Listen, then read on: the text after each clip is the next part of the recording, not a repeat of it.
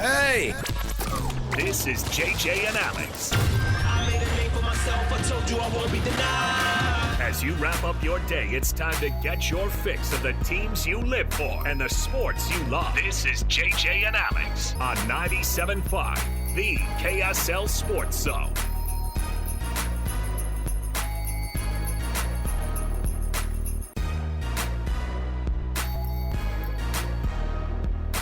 Welcome on in, everybody. Happy Tuesday to you. Is it Tuesday? Yes, it is. You know what that means, JJ? It's Monday for you is what it means. Yeah, but you don't give away Jazz Ticket Monday tickets. Oh, It's Jazz Ticket Tuesday. That's right. I got Jazz tickets. I love how it's me. I have Jazz tickets. I was able to wrestle them away from Lloyd and got them. Just for you, the listener out there. All right? So we're going to be doing that every Alex hour. Kirry, man of the people. Read the fine print at the bottom of the contest. It says that I am not the one who gave them away. But that being said, I've got tickets to Jazz games to give away. We do here every hour here. So stay right here with us. We've got a pair of tickets to I think it's Jazz Hornets for this Saturday. Yeah. So don't want to miss it. The Hornets are suddenly interesting. Well, the Jazz are too. Don't forget about that team. Yeah. Who, by the way, I know we're going to do this at some point, but Larry Markkinen, he's getting all-star votes, right? I mean, come on. I think he's going to be an all-star again this year. I don't remember what the numbers were when he was an actual all-star and it was here in Salt Lake, but They weren't this good. I don't. Yeah, he's in the couple hundred thousands. He's like 17th overall in the second round of voting. Yeah. I am not. Well, I guess I'm not. I'm not shocked. Napolis and I were talking about this before the show.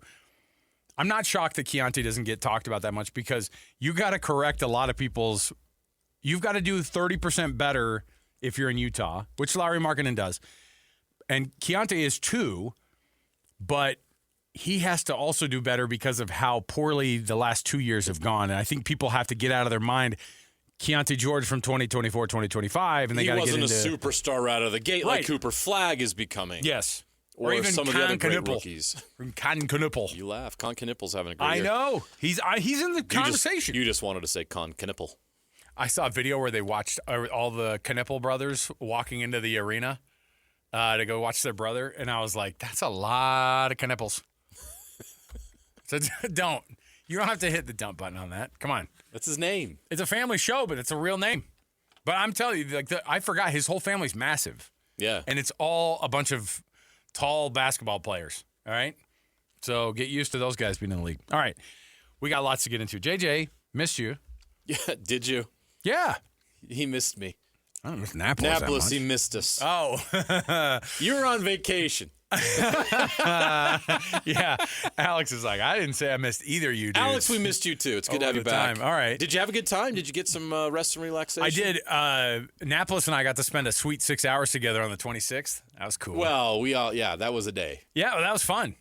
Me and Lloyd and Napolis out here drinking jumped on the free Crystal Light. Oh yeah, you were on. One of the biggest stories we've had in a It while. is maybe the biggest, certainly at the time of We're year still that we got it. feeling the domino effect. I was telling that too. It's so funny to watch a guy who hates media stuff have to do so much media stuff in the job that he's in. Did you watch all the Barstool stuff he had to do? Yeah. I'm telling you, Portnoy's getting him on. He's pumping Dave Portnoy everything. and Kyle Whittingham, that's a match made in heaven. Oh, Portnoy he'll be, well, number one, he's a Michigan man, and he'll be the biggest Kyle Whittingham fan until he's not. And then he's the biggest hater of all time. Right. And so you gotta pick your friends and pick your enemies. Yeah. So we'll see how that goes. I can't imagine the Kyle Whittingham regime not doing well there and not doing well quickly. I mean, they will. It's phenomenal. And Too much talent. The effects that Sharon Moore's illicit relationship had in that athletic department has had on BYU and Utah State football, you had no idea it was going to have this kind of a ripple effect. And here we are. I mean, those Utah and BYU are going to have a hard time replacing the people that are leaving those programs, which could take a minute to replace. They could be mid, all because Sharon Moore couldn't figure it out on a personal standpoint. Not that we don't. Look, we just had it so good, JJ, for look at Troy 18 Taylor's months. firing at Stanford last year, the impact it had on BYU. Yeah. Like one thing can cause a ripple that impacts a lot of things. Right. Yeah, I'm interested to see how this thing plays out, but I'm shocked. We have had such a fun time. We have had such a good time over the past 18 months to 2 years. and it gets ripped out when you think that there's some – why on earth we thought that there'd be some – I think that we did think that here in Utah maybe we're protected a little bit from the outside noise that sometimes hits. And as soon as those big conferences call, they will take everything away from you. And there you go. Well, imagine if Penn State was actually able to pry Kalani Sitake out of Provo. Oh, yeah. Which darn near happened. Can you imagine the impact that would have had? Would it have been easy to get Jay Hill from Penn State to Michigan? Versus if that were the case? Now you see why I brought that up. Yeah. And all the impact that could have had. Or Jay Hill as a possible head coach at BYU and getting him ripped away. If you're the head coach at BYU, you don't go to Michigan, do you? Do you? Maybe. These are I all don't know fun what his goals are. I hypotheticals. don't know where he wants to go. I don't know All what right. his it would have caused all kinds of interesting opportunities for a lot of coaches in this state. I love all that. I love all of it. All right. Lots to talk about. You can always stream the program, KSL Sports on YouTube. You can always stream it, of course, KSLSports.com. You can also go back and listen wherever fine podcasts are found all day long to the KSL Sports Zone. Go check it out for yourself. Let's kick off the show officially here after a little bit of a break for me and JJ holding the fort down for a couple days and all of us trying to get our bearings now that our kids are back at school. It's been rough already. We're already getting there. 2 days in, and I want to die. I know. Kicking things off. See, we got a little bit of reprieve, 1 day extra in the Davis School District. Let's kick things off right now. It is The Cut, top of the program. Let's do it. It's time for the biggest story of the day. This is what made the cut with JJ and Alex on 97.5, the KSL Sports Zone. All right, so here's what we got. Lots going on. And, of course, as we said, the ripple effect of the head coaching. It only took 2.5 weeks, JJ, but we have an official press conference to reveal who the coach of the University of Utah football program is. I was on pins and needles wondering who this was going to be. Well, you were on a long break then. You were on a long break. I just was thinking, this is a long. It took so weird. long. It's weird that it happened today. It took so long. It's been almost a month, but at the same time, it actually worked out perfectly because Morgan Scalley was able to assemble his staff before this presser happened today, and so he was able to talk about his vision and the guys he brought in and all those things. So it works out. It was just everything that's happened over the last month has been wild and crazy and chaotic, and I think for Utah fans today, and some of the reaction I'm getting from Utah fans is today felt really, really good because they were actually able to listen to the new leader of this program, the new CEO, get up out in front of them and tell them what his vision was. And I think people are on board. Yeah, and that's what we're going to listen to is a little bit of some of the reaction. And, of course, Morgan Scalley and Kyle Whittingham, I think people look at them and say, man, he's from the Kyle Whittingham coaching tree, and I get it. The question is going to be what kind of a different coach will Morgan Scalley be? And I think that he's going to want, number one, he is a different guy. I mean, that goes without saying, but at the same time, I think people just hope that there would be a one-to-one, like you're just going to get Kyle Whittingham Jr. I don't think you want that. The other thing is there's no version of that. You know what I mean? You get a guy who knows what works in college football, but Morgan Scalley you and I both interviewed that guy a bunch of times, and I'll tell you, it's so much more fun to sit down with Morgan Scalley than it is Coach Kyle Whittingham. Yeah, by a factor of 10. Personality, the one-to-one, it's just a different feeling. Well, maybe some of that comes with being the head. Everything's different. Maybe we're going to get a different version of Morgan. The head coach Morgan might be the guy who doesn't have as much of a smile on his face all the time, and I don't know. I think that Kyle Whittingham has had that same look on his face and the toughness and the scowl since his playing days, right? Morgan Scalley, here's his opening statement talking about bringing the philosophy of Utah football, what they're going to do, what the offense looks like. Jason Beck, 1 year and gone. What Kevin McGivern's going to possibly bring to this program. All those things coming into focus as he's now put the rest of his staff together. Morgan Scalley talking today, his opening statement on being the brand new Utah football head coach. Two things I want to clear up.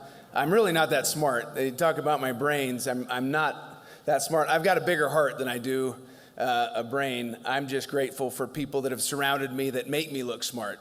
And my best recruiting job is sitting right here. You're going to see that today. I'm a baby. But man, our team's going to rip your face off. Okay?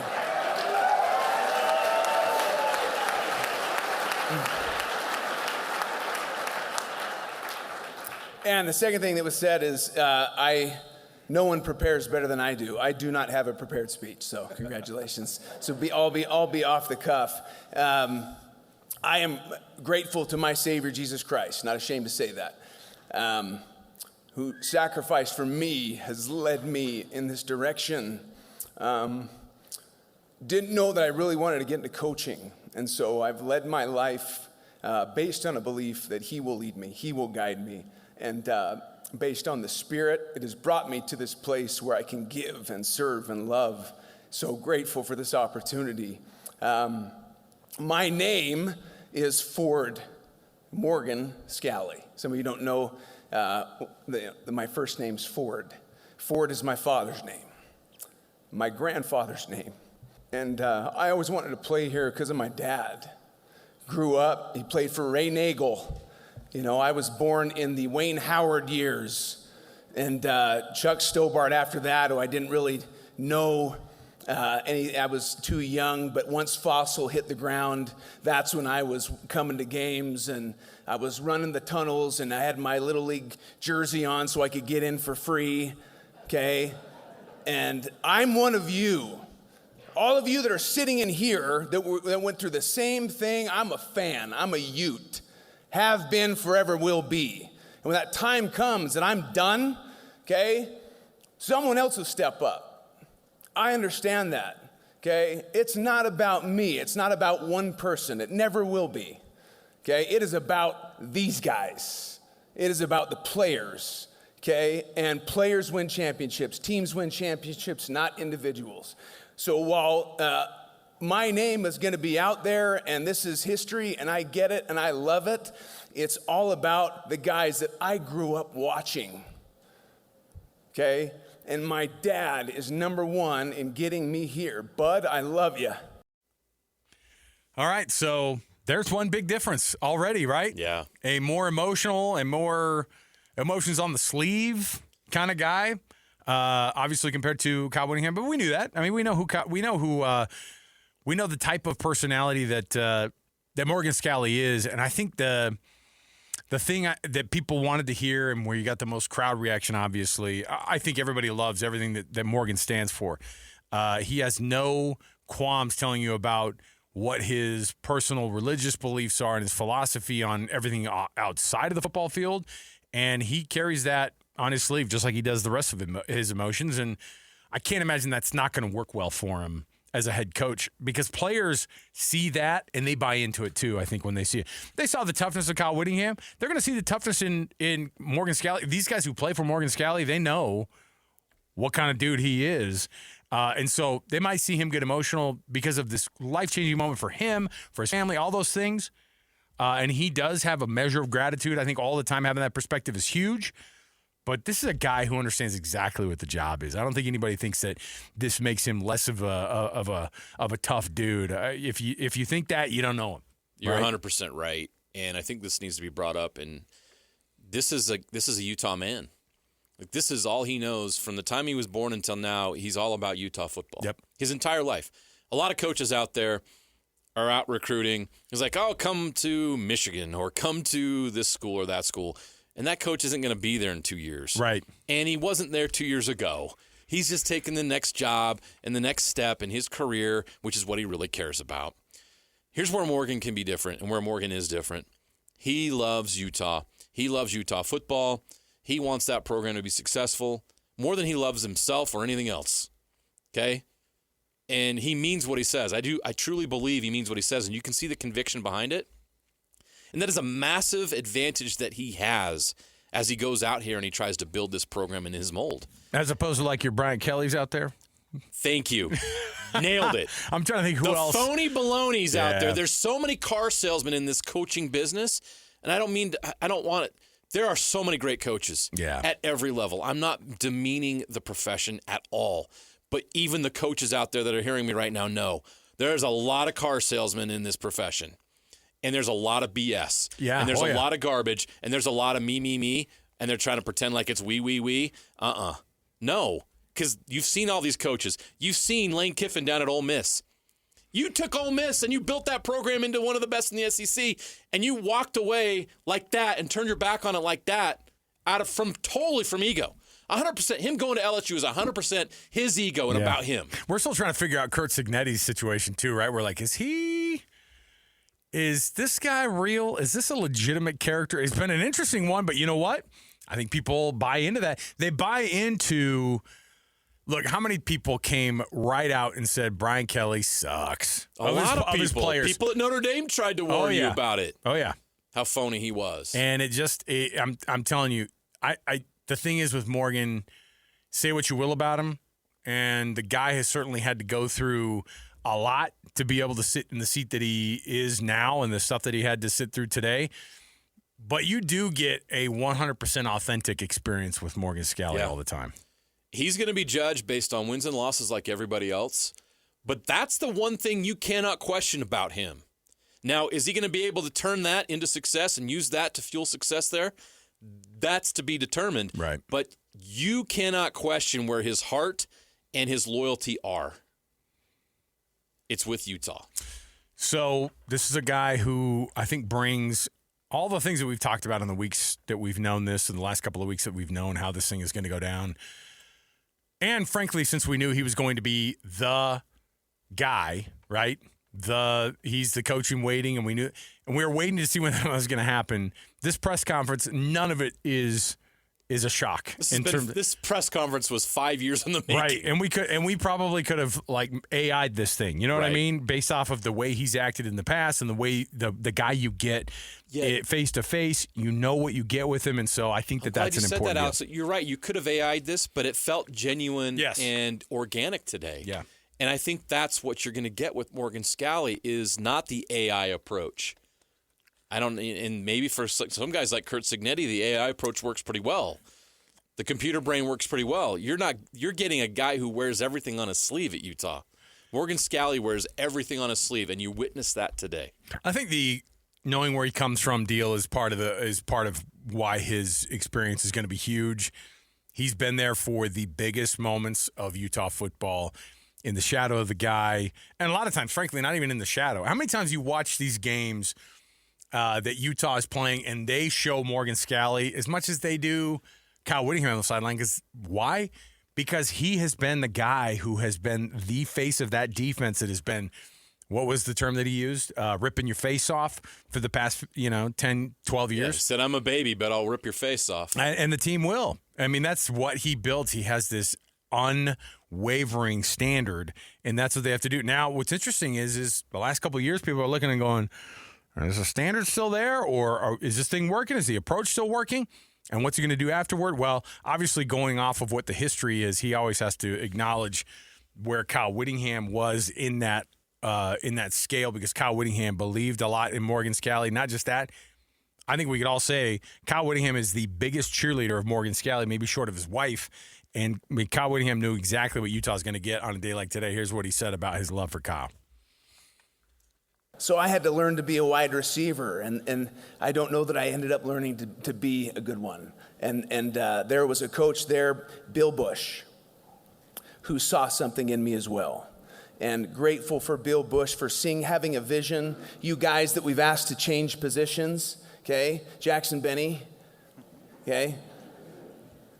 We do it a lot here at the University of Utah. I didn't want to change, okay? Bill Bush said, you'll be an all-conference safety, and I laughed at him. Said, there's no way. And I sat down with Kyle Whittingham, and he shared the vision as well. And Kyle said, Morgan, we want you to play safety. We think you could be an unbelievable one. I said, Kyle, it's always been my dream to play running back here, to follow up my dad. He said, Morgan, it's always been my dream to play center field for the Angels, but that's not going to happen. I wish I had made the change sooner, because I loved the safety position. Kyle Whittingham, Bill Bush allowed that to happen, made that happen, and Kyle Whittingham has given me chance after chance after chance for my entire career. I love Kyle Whittingham, and I know he's going to be successful wherever he goes. I know he's at Michigan. He's going to be amazing. I'm grateful for the chances he's taken on me, for mentoring me, tutoring me, breathing life into me when I didn't necessarily love football, and I was asked to change positions. So I've had great coaches that have helped me understand the beauty of this game. Interesting stuff, right? that story he just told is like the philosophy of Utah football in a nutshell. Yeah. Coaches who go, you don't actually know how good you can be. I actually know how good you can be. I know what the best version of you is. Will you please let me coach you, because that's my job. And Utah requires guys to have a good enough attitude to be able to do it. And it's not for everybody. I mean, ask how many guys have been asked to do that thing. We've heard the great stories about guys who've changed positions and have been awesome. It's probably triple that number of guys who are told you would be a fill in the blank. You'll be an NFL this. You'll be a all conference this. I bet there have been triple the amount of guys who Kyle Whittingham said, if you change the defense, you're going to be in the NFL playing that. We already know the stories. You think of the guys who every story that we know, it feels like Paul Kruger has a Super Bowl ring right now because he went through that process. Think about how great of a wideout in high school Nate Orchard was. One of the best wide receivers, most dominant wide receivers in the state I've history. seen, / tight end, whatever you want to call it. And the guy is the mayor of Sac Lake City because they said you kind of are called to something else here. And all it right? changed his life. And it's not sexy, by the way, to be a defensive. Actually, right now it is. It's sexy and it pays to be a DN, to be an edge rusher. But wide receiver is that's that sexy thing, man. The wide diva. Yeah. And to tell guys they can't be a running back, or how about the quarterback? You can't be a quarterback, man. That's a really hard one. That is extremely tough. So, anyway, bottom line is Utah gets today the guy that they knew that they were going to be getting. The press conference absolutely solidifies all of this, the things that we already knew about Morgan Scalley. I'm really looking forward to covering him. I know at least for the first while, we're going to get maybe he's not going to be. Actually, I don't know. I don't know if he's ever going to be ruined by the media, so to speak. We ruin a lot of people, though, JJ. Like we bring a lot of cynicism. We're not ruining anybody. No, and but Morgan can handle us because Morgan's been on this side of the thing. I know. Like he understands this business. I interned with Morgan here at KSL in 2002. Like he understands this side of the business, and you can see some of that today. His bachelor's degree is in communication. Yeah, he's a communicator. He's doing it. Yeah, he's great. Yeah. Yeah, the stuff he learned from Kyle it's going to take him a lot of places, and I think the number one place it's going to take him is into his own version of success. So what's that going to look like? It's going to be very interesting to see how he handles it, how the school, the administration handles it, how his athletic director gets along with him. It's a very different spot to be in when you're the defensive coordinator versus when you're the guy who has to sit in front of the athletic director and make some really, really difficult answers to the questions that he's asking. And what's that relationship? It's got to work too. And, ask so many people, and the athletic directors that they have worked with are the ones that they did not work well with. And that is, it's a huge part of it. And now, think about how wild it is, because when an NIL offer comes from a school, who does it have to come from? It can only come from the one guy, right? Maybe they've changed it, but I'm pretty sure how many coordinators have made promises that the coach ended up going, no, I didn't agree to that. Yeah, that's happened. It's absolutely happened. Yeah. UNLV, it's happened. How many? But it's always like some guy who's down the line who says coach is going to pay you, and then a coach will go, no, I'm not saying that. And it's the weirdest thing now because Morgan Scalley has to get on the horn and say, how about $400,000 for you to come be an offensive tackle? He has to. Those are conversations that is so difficult now. I heard a story about Kurt Cignetti over the weekend, how he offered a guy who was going to go to the NFL draft. One of his offensive linemen said, before he even came in, he goes, I need you here, man. How's $300,000 sound? What a weird thing. And it sounds like the stuff that Bo Jackson used to talk about, right? That Eric Dickerson used to be a part of. And now these coaches, including Morgan Scalley, have to play the game to be able to win the game.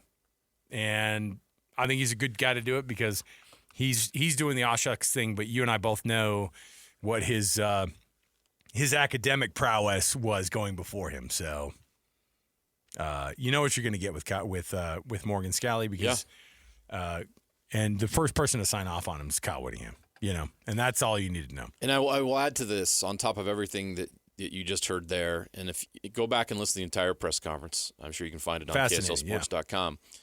He talked about how Utah's going to be physical, but they're going to be innovative. And I think that's not that Kyle Whittingham wasn't. Don't get me wrong. I'm not saying that they weren't trying to do new things or they weren't willing to adapt, because Kyle talked about all the time adapting to this new era. But I think Morgan's pretty forward-thinking when it comes to innovation in the game. And I think he likes what Kevin McGivern's going to bring at that offensive coordinator position because they're like-minded in that sense, and that's why I think it was a good fit and why it worked out. Morgan's going to be innovative. Morgan's going to do things at Utah that haven't been done before or tried to be done before. And I think the Utah fans can be excited about that. This is not going to be a stubborn program. This is going to be a program that wants to stretch and grow and try to do things differently and innovatively. If that's a word. Innovatively. Yeah, I think it is. Did I just make up a word? Even if you did. This program is going to be innovative. Yes. And not be afraid to be. Yeah, I'm looking forward to it. I like the guy. He's fun to talk to. How can you not? It's hard to not like the guy. So looking forward to see what Utah's going to get with him. And I can't wait for people to not just go, oh, Kyle Whittingham Jr., because there's going to be some of that. This is not Kyle Whittingham. That's not what this is at all. But they're going to be people. You saw the personality difference at the press conference. Yeah. It's different. You know, I always think about that one of the many reasons I didn't like Bob Knight, but one of the ones is, remember when he sat down and it was so Dick Schaap is the so well-known, father of Jeremy Schaap, who is in his own right a phenomenal sports journalist. Yeah. And when Bob didn't like the line of questioning that Jeremy Schaap had, because I think he thought he was going to get an easy pass because it was a guy that his dad had known and had respected.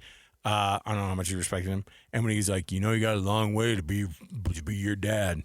And I was like, what a dumb thing. That's awful. To try to throw at a guy. Just because you didn't like the line of questioning he's doing, and you just go, oh, well, you're not good at your job. And so if things are done differently under Morgan Scalley, then you go, well, you're going to have to go a long way to be Kyle Whittingham. You're not trying to be Kyle Whittingham. He doesn't need to be. Just be a winner and figure out your style of being able to get Do there. it your way, Morgan. Okay, we're going to take a break. We'll come back. Hey, more to go on the program. When we return, got ourselves a couple things. One, Jazz Ticket Tuesday's coming up, and we've got tons of things to get into there. The transfer portal has been more busy this year, I know it's a shock, than it's been in the 4+ years that we've seen this thing going. And, and we have some breaking NFL news. Do we do it right now? Might as well. We're going into the break right here. You want to do it right now? Yeah, you know why? Because I do a tease, but then we'd miss the news. From the NFL Black Tuesday edition of the coaching cycle, maybe one of the biggest names and the biggest shocks of the firing season. JJ, what do you have for us? According to Adam Schefter of ESPN, the Ravens have fired head coach John Harbaugh after 18 seasons. A Super Bowl championship, a 180 and 113 record. Schefter goes on to say that Harbaugh is now expected to become the top head coaching candidate in this hiring cycle. Yeah. Multiple teams now are expected to be interested in hiring him, and his presence is expected to have big ramifications. These are the head coach openings right now. Ravens, the Giants. The Raiders. Can't help but think about it. The Raiders, Browns, Cardinals, Falcons, Titans, Giants, and now the Ravens. Multiple teams with head coaching openings will now adjust their boards. John Harbaugh immediately becomes like, I don't know, though. I mean, like, he's the old school guy. Now it's cool to hire the Liam Cohens of the world. You know what I mean? Harbaugh, after 18 years at Baltimore, is still relatively young. He's only in his 60s. Well, and on top of that, like, how many guys Early have that 60s. type of success? And I don't know. I mean, like, what's this? Is it adding up that, late loss last year at Buffalo on top of, like, some the thing is that they go as the health of Lamar Jackson goes, and the Commanders just fired both of their coordinators, including their offensive coordinator, a year after they had a phenomenal season with tons of success on both sides of the football, and then they go, nope, this year not good. and you have to win immediately. And John Harbaugh, what's interesting is people have been asking for him to lose his job over the past 5 years. And it's so dumb. But you know what? This is coaching. You got to win. And you got to win big at the highest level. And the Ravens have had rosters that have been there and been close, and they can't quite get over the hump. If I'm other teams, I'm firing my coach to try to get John Harbaugh. You're going to see a couple more openings. I'm telling you, like Harbaugh in Green Bay. Ooh, that might be interesting. What's going to happen with what's going to happen in Miami? You know what I mean? Harbaugh in Miami. Come on. Where would you rather have him or McDaniel? But see, if you're Miami, you see how all these organizations are going to start doing this in their brain. Miami goes, hey, it's not in the same division, but it's in the AFC, and we know we got to beat the people on the Eastern Seaboard, man. We got to do it. Who are the Ravens going to hire? This will only be the fourth head coach in Ravens history. I don't know. Hey, Napolis, give me a list of all the 32 to 37-year-old, coordinators are in the league. I'm going to take my pick from those, okay? All right. We'll take a break. We'll come back. There's your news. John Harbaugh loses his gig today. We'll take that break. We'll come back. More to go around the corner. Let's talk college football a little bit more. I've got those Jazz tickets to give away as well on a Jazz Ticket Tuesday. 97.5, the KSL Sports Zone. Ladies and gentlemen, the biggest name. You're locked into JJ and Alex. With the insight and analysis on the teams you can't live without. This is 97.5, the KSL Sports Zone. Welcome back. JJ and Alex, 97.5, the KSL Sports Zone. Napolis, you shouldn't have. Is this because I just got back from vacation? Come on. You are the Mac in this case. I am the Mac in this case. And this feels just like 11th grade for me. I mean, you weren't born yet, but I appreciate that you know what Return of the Mac is. This does feel like, feels like junior prom, junior homecoming-ish. It's good. Brings back good memories. Great memories. All right. JJ, we just talked Kyle Whittingham, we did talk a little Kyle Whittingham. We just talked a bunch of Morgan Scalley. Of course, his introductory press conference today. With the staff changes, is there anything else coming up then, or did we miss anybody on the staff who is either exiting or staying? The transfer portal. Let me see if you're up to speed. Because the coaches transfer portal has been as wild. Actually, it's been more active here than it's been anywhere else, and certainly the news has been wilder here than it's been anywhere else. But regardless, give me the lowdown here. Colton Swan, DC. Correct. Kevin McGibbon, OC. Correct. Jordan Gross, OL. Yes. What are they doing? The legend. What are they doing to replace Lewis Powell? Defensive line coach. I think that's still. No. So they already have. I see. I put you on the spot. Luther Ellis is still. Yeah, sure. Is still in place. Yeah. And they hired a defensive ends coach who coached Aaron Donald at Pitt. Oh wow. Anoke. Brechterfield. Anoke Brechterfield is going to fill that spot on the D-line left by Lewis Powell. Look, fans are eternally hopeful.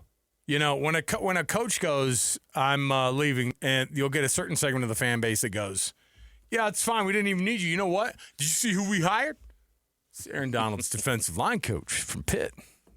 You know, and you go, and you know those what? Things matter. I don't even think Jim Harding was that good. You know, like that. You'll get those guys, you know? And a lot of the stuff, the angst about assistants is kind of overplayed because there's a lot of great assistant coaches out there. Sure. A lot of guys can fill that hole, and you know everybody brings a different thing to the table. We've heard many people, I can't. How are we going to replace that guy? Yeah. Well, then they bring somebody in who has their own spin on it and brings in their own guys. So it's going to be different, but I think that there's a lot of optimism about the guys that they brought in. Luke Wells, who's Matt Wells' brother. Right. Who's coached in the state before, who's recruited the state like crazy, is the new tight ends coach. That's right. That announcement was made this morning. Replacing Freddie Whittingham. Chad Bumpus is back as the receivers coach, back from Mississippi State. So I think I got you up to speed on the staff right now. Well, I was just looking at it because it's one thing to have the coaches shifting around. Mark Ottawaya was retained as the running back coach. It's another thing to try to figure out what you have in the player transfer portal. I mean, that thing is a mess. So when it comes down to it, and I know you probably saw that, I was actually pretty shocked to see that Isaiah Glasker. I thought he was going to go to the league. I thought he was going to go to the league. I thought he was going to maybe go to Michigan. I mean, well, I'm just Faletau Satuala, many were worried was going Yes. to go to Michigan with Jay Hill because of that relationship, and Faletau Satuala tweets out, all in. Well, and on top of that, He's back. But you lose your defensive backs coach, and you lose your and you lose your OC. So Gennaro or your Guilford. DC. We haven't talked about Gennaro Guilford. Obviously, we know how big of a loss Jay Hill is, and I'm dying to know. It's kind of funny. BYU's been very quiet. Very quiet. Yeah, they've gone full Utah with no press conferences, right? There's been no – I'm hearing nothing. There's no intel whatsoever coming out of Provo on how they're going to fill these two spots that have opened up, both Jay Hill's spot as a defensive coordinator. And look, Gennaro Guilford had been there for 10 years. I know, He played was there. there initially when Kalani took the job, and there's been a lot of changes on that staff, and he was always a stalwart. And I would argue BYU's secondary over the last 2 or 3, 4 years has been better than it's ever been. You got to go back to the early 90s, like the Derwin Gray days. Well, let me tell you. To find a time when BYU had better defensive back play. I'm being honest. No, for sure. Safeties and cornerbacks. That has not been a concern. Nobody's grinding their teeth and worried about, is someone going to throw the ball against us because we don't have anybody that can cover these guys. No, BYU's secondary has locked it down. They have been outstanding. It was always the run that was an issue for BYU in recent years, and they shored that up. So who's going to replace Gennaro Guilford, both as a recruiter and when it comes to scheme and technique? Because he's done a tremendous job building a secondary at BYU that nobody talks about because they're good. Well, here's all you need to know. Jay Hill is with you for 2 years and goes, "You're coming with me, dude." Like Jay Hill, who, by the way, coaches safeties as a job, Right. looks at Gennaro Guilford and goes, "Yeah, I'm gonna need this. Yeah. I'm gonna need what we got here from Gennaro Guilford." In 2 years at BYU, in 2 years, he had a lot of guys he probably could have picked from. He had certainly maybe somebody from the old staff. Do you think Michigan had bad, defensive backs coaches? No. Michigan could go out and get anyone to do that job, and they picked Gennaro Guilford. And Jay Hill was the guy who goes, "Hey, Kyle." And because Jay Hill goes, "Hey, I'll come, man, but you know what? Hey, Kyle, this is the guy that's been the thorn in your side, and let me just give you 2 words, takeaway king." And then Kyle goes, "Say no more. Say no more. You lead the country in, what did they have? They were second in interceptions last year. They're fifth in interceptions I don't this year. think Kyle Whittingham could love a human baby more than he loves turnover ratio. Right. That turnover ratio he actually loves. The one he pretends like that he loves is the sibling, is like the middle child who is QBR. He'll go, "Oh, this is all his quarterback rating." He actually hates it, but he He brings it up doesn't all the really time. understand QBR, but he certainly respects it. Yeah, sure. All right. So there you have it. I mean, from that standpoint, you have those things. But the transfer portal to me, that's been interesting. When you look at it, all the big names that enter it, haven't we learned the lesson that it's that unknown, because you still got to recruit. And when I say you still got to recruit, you better be the guy who's going to find the next Cam Ward.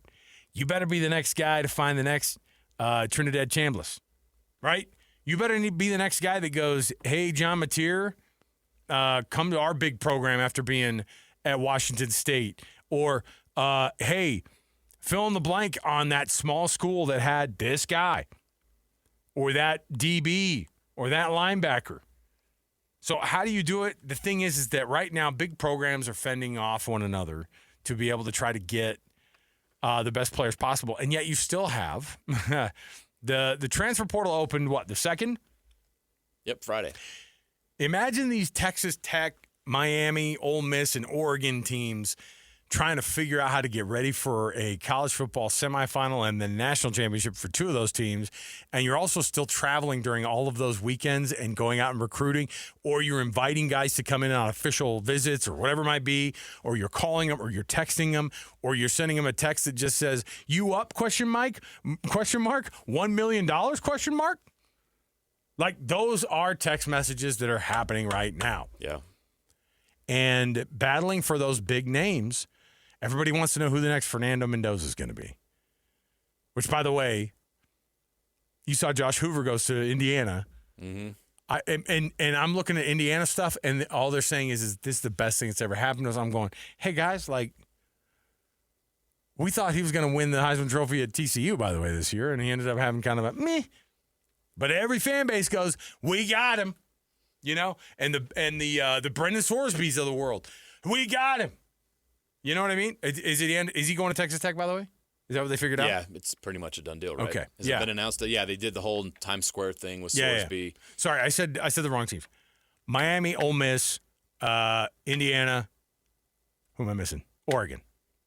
Right? Yeah. Okay. Those teams. And Dan Lanning brought it up at the press conference with Kurt Signetti. He goes, "Hey, keep dipping into the transfer portal. Keep doing the transfer portal thing. Keep focusing on that." And he was saying this as a joke because, and Kurt, starts laughing because he finally was like, he cracked a smile because Dan has to do the same thing. Dan Lanning has to do the same thing. They've got to babysit the transfer portal, and they've got to babysit their team. And they've got guys on their roster who've left the team before these games have even been played yet. Pretty wild. Freaking wild. So good luck. Good luck, everybody, fighting over all those players. Here in the state of Utah, good luck keeping guys. Good luck, finding even more of these dudes. And finding even more of these, top stars who you don't even know are good yet. And taking a rolling the dice on a 0-star out of high school, but a pretty darn good FCS player. You know what I mean? Ask BYU who their best players have been over the past few years. Think of your Eddie Heckards. Think of your Jack Kellys.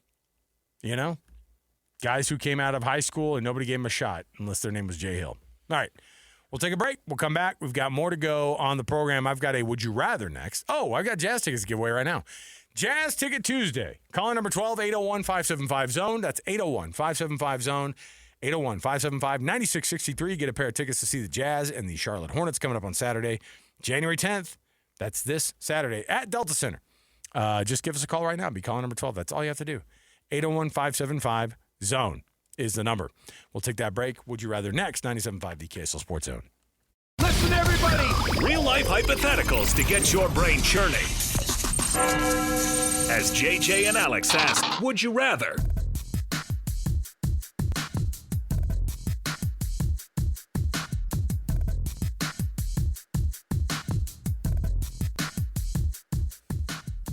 You sure you entered the right career path, JJ? Not just doing promos for whatever's going on at Utah First Credit Union Amphitheater out there? Come on. Oh, I'd love to do that. Sign me up. I think we actually have a promo for that coming up. Maybe I'll get you. Don't we all have a dream? Pay you some. I'll pay you something for that. Come on, man. There's always that one thing that, I'm sure, some of you wish you were an NBA center, but you weren't born 7 feet tall. I was born with no musical talent, but man, I wish I could shred on a guitar. Yeah. I wish I could just sit here and wail on a guitar. I love your air guitar though. Air guitar, he really gets But into I can't. I tried to play guitar and I suck at it. So yeah. Was not the hand I was dealt. Here I am on the radio. Yeah, instead. That's all right. We'll be all right. Let's stick to this, right? Come on, it's been fun so far. This is fun. Let me ask you this: would you rather have because I was looking at the actual semifinals, okay? And the thing about these matchups are really fun. These are good. It's cool to see these runs that people make, and to see where everybody's at here. And I know that these aren't bowl games; these are the national semifinal, the national championship. But from a cool standpoint, would you rather play in the Peach Bowl or the Fiesta Bowl? Peach Bowl, Indiana, and Oregon. I'm not saying be either of those teams. I'm saying where's the hierarchy of those two bowls? Because those two bowls, I think, are the ones that the Peach Bowl and the Fiesta Bowl were, if you'll recall, when they started it up with the New Year's 6 games and all this stuff. Peach Bowl and Fiesta Bowl. Well, Fiesta Bowl's kind of been there. Peach Bowl was kind of thrown in there, right? It didn't feel like it was part of the OGs. What I mean? The Rose Bowl and the Orange Bowl looked down upon the Peach Bowl. They did. They looked down on Peach Bowl. I thought you were the Citrus Bowl. And they looked down on the Fiesta Bowl, too. Yeah, the Fiesta Bowl has been nice, but yeah, for sure. It's like remember when the 14 playoff and the Fiesta Bowl was involved? Or it was never part of the 4. It was usually that where the Boise State or the Group Utah, of 5 team would land. Utah, they bust the brackets, or they busted the BCS against Pitt. Hawaii played in the Fiesta Bowl. You know what I mean? Like those teams that broke through and busted, TCU. they threw him a bone. They gave him the Fiesta Bowl. So out of those two, regardless of team, Fiesta Bowl or Peach Bowl? Fiesta. Why? I like Arizona. If you're the Fiesta Bowl, Phoenix area or Atlanta area in January. If you're in the Peach Bowl, you are playing in a place where at least 7 or 8 big-time college football games and NFL games are played every year. To me, I'm saying that tongue-in-cheek because I'd rather do Fiesta Bowl because I feel like there's more prestige in Mercedes-Benz No, that's Stadium? what I'm saying. Is I feel like Whoopity-doo. Because Mercedes-Benz Stadium plays host to a beginning of the year classic now, whatever it is, the Peach Bowl Chick-fil-A or like the Chick-fil-A opening classic. Yeah. It's the SEC championship game site. It's the, every fourth year it feels like it's a Super Bowl site. What else do? They do so many dang big games there, and then they throw the Peach Bowl in on top of it, and then every once in a while it's the first round Peach Bowl, and then it's the national championship site as well. I feel like it gets used a lot, and I'd rather be on a natural grass situation at the Fiesta Bowl. Boom. And Glendale. Where are they? Yeah, Glendale. Yeah, Glendale. Real grass. Yeah, Come on, man. That. I'm all in on the Fiesta Bowl. Yeah, I agree. Out of the two lame bowls that are great bowls, Fiesta Bowl's my favorite. But hey, if this year's the time to be in them. Yeah, that's true. This is a big deal. And but who's hosting the two great semifinals? What's the national championship game? Is that Cowboy Stadium? Is it in Arlington? It's one of the first. It was one of the first round ones. Where's the Natty held? Somebody help me out here. Yeah. Oh yeah, it's in the Hard Orange Rock, Bowl. Hard Rock Stadium. It's the Orange Bowl. Yeah, don't call it the Orange Bowl. Monday, January 19th. Imagine if Miami gets back and plays there. Imagine if. Oh my gosh. Imagine if Oregon, who played the Orange Bowl there, goes back again 2 weeks later. And the way they're playing right now, it's very possible. Crazy. All right. Let's take a break here. We'll come back. We've got the 4 o'clock hour around the corner here. And guess what we have? Steve Bartle, Ute Insider for KSLSports.com. Of course, we're going to get his reaction of the Morgan Scalley official press conference. He's been officially presented as Utah's next head coach as of today. Made official. There you go. It's a done deal. So we'll talk to Steve Bartle about that. Plus the hirings. I'm interested to see what some of the names that are coming in and what people feel about these names that are being added to the Morgan Scalley staff in Morgan Scalley 1.0 here up at the University of Utah. Stay here, 97.5 The KSL Sports Zone. Your home for the best coverage of the Jazz, Utes, and Cougars is right here on The Zone. This is JJ and Alex on 97.5 The KSL Sports Zone. All right, everybody, welcome back. JJ and Alex, 97.5, the KSL Sports Zone. Good choice on the, this has been a good vibe today, Annapolis. Good job. It is a Tuesday edition of the program. My kids are back in school. I can't tell if that's a great thing or bad. It was tough to get them out going this morning. How was your first day back at school yesterday at the Jensen? I don't even want to talk about it. Okay. Do you know how hard it is for kids to get up after they've been feral for 2 weeks? To get up on time for school? I love feral. You have no structure. Lucky Charms. I don't even know if they had that. Like, there's no structure over the holiday, and they stay up until 3 a.m. watching Stranger Things YouTube videos. Like, they're done watching Stranger Things, and now they got to watch the YouTube reactions to the Stranger Things. Oh, boy. And I don't think my kids slept throughout the entire holiday, and all of a sudden, it's time to go to school. It's like, I'm tired. Really? Of course you are. No kidding. You did nothing for 2 weeks, and you slept hardly at all. And now you're acting like this, I tried to kill you because I got you up for school on time. Oh, for sure. No, it's like, what are you doing to me? You've ruined my life. I had this one where I woke up where one of my kids woke up today. They had their schedule exactly worked out how they wanted it. They had it worked out. The exact thing that they had needed. They needed to switch a class, which happens, semester to semester. You got to move some things around. Fine. And then today they wake up and they go, I wonder what my first class is. Hey, Dad, they didn't change my schedule. Uh-oh. And I'm like, all right. Okay, well, we'll talk to so-and-so. We'll figure it out. No, they won't. They won't do it. I guarantee it. I can't be in that class. And I'm like, listen, we'll figure it out. It's 7:30. Please just go get in the carpool. Just go. Just get out of here. Just get out of my face. Anyway, that was my reaction today. I'm sure they were like, they're at school going, what's the deal with these parents when you go back to school? Like, we're doing the same thing. What is the deal? What's with these lame parents? All right. We had to get it off our chest because both of us, I should be excited. The kids are back to some everybody structure. listening right now that has kids understands the morning frustration. I know, but back to structure should be good, and just the first few days are awful. They'll fight it with everything they got. There are parents out there that go, I don't know what you're talking about. My kids become Wolverines when it's time to get up and for school on time. I don't even want to go in the hole. I don't know what you're talking about. My kids are straight A students. They've never hated school. There are so many of those parents out there that are like, good for you guys. Right. Let's jump into this hour. We got lots to do. We got lots to get through.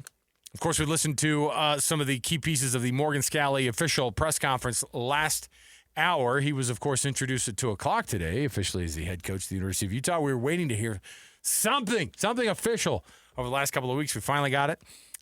From the Utes and from Morgan Scalley today. Good timing, too, because, frankly, a lot of the names on that coaching staff are starting to get worked out. A name that we've got worked out is our Ute insider to KSLSports.com. He's Steve Bartle, who's going to join us right now. Let's get going with Steve, and let's get the cut going right now. Covering the Utes better than anyone else. This is Ute insider Steve Bartle of KSLSports.com on 97.5, the KSL Sports Zone.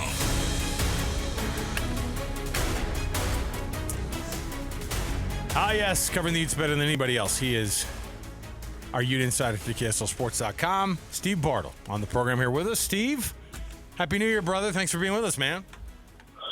Yeah, fellas, I was getting worried. We were just going to be rambling on about kids because once you start talking about kids, man, it gets a little crazy. So I'm glad we're talking here. Yeah, we can get lost in that topic. And Steve, I'm sure you have your battles you're fighting. Oh, yep. Just at a different stage than us. You asked me about Miles, I'll start rambling. There you go. Well, sometimes it's a little bit easier to do our actual jobs, and right now is one of those good days to cover the Utes because Morgan Scalley got up and I don't know what was the over under that Vegas had on how many times he'd cried during the press conference, because I would have if you would have taken the over, you would have got or if you would have taken the under, you'd have been way off because Morgan Scalley gets emotional, man. That's one of the big differences between he and Kyle Whittingham. But what are Utah fans getting officially now with Morgan Scalley? And now that they heard him at the press conference, what should they be excited about? Man, you should be excited about a lot with Morgan Scalley. Listening to him today, it was really refreshing to hear a coach speak with a genuine authenticity that it was just I caught myself obviously as a media member. It's our job to share insights from these types of press conferences, right? To share quotes, to share overall general sentiments of what is being talked about. Usually we go to tweets and all of that sort of stuff. And I just found myself captivated by what I was listening to.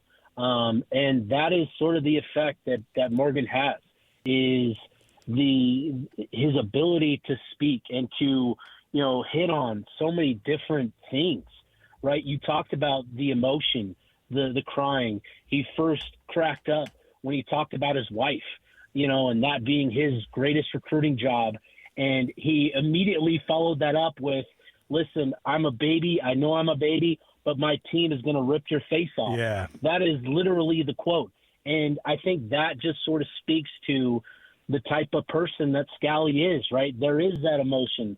And I think that is what is so unique and refreshing for a lot of fans, Utah fans in particular, that have just kind of grown accustomed to Kyle Whittingham speak and, the things that he hits on and sort of all of that. So it was refreshing to hear somebody speak with that sort of authenticity.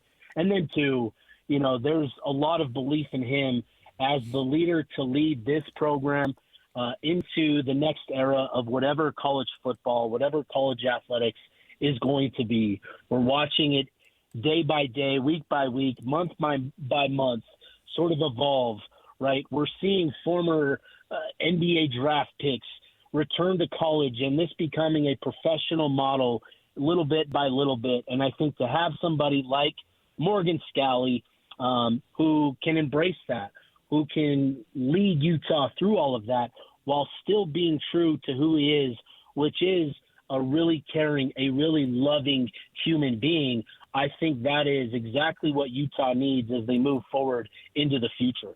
And I think that Morgan Scalley really needs to lean into that and wear that and be proud of the fact that he's a Utah man, and he's always been a Utah man from the very beginning to now.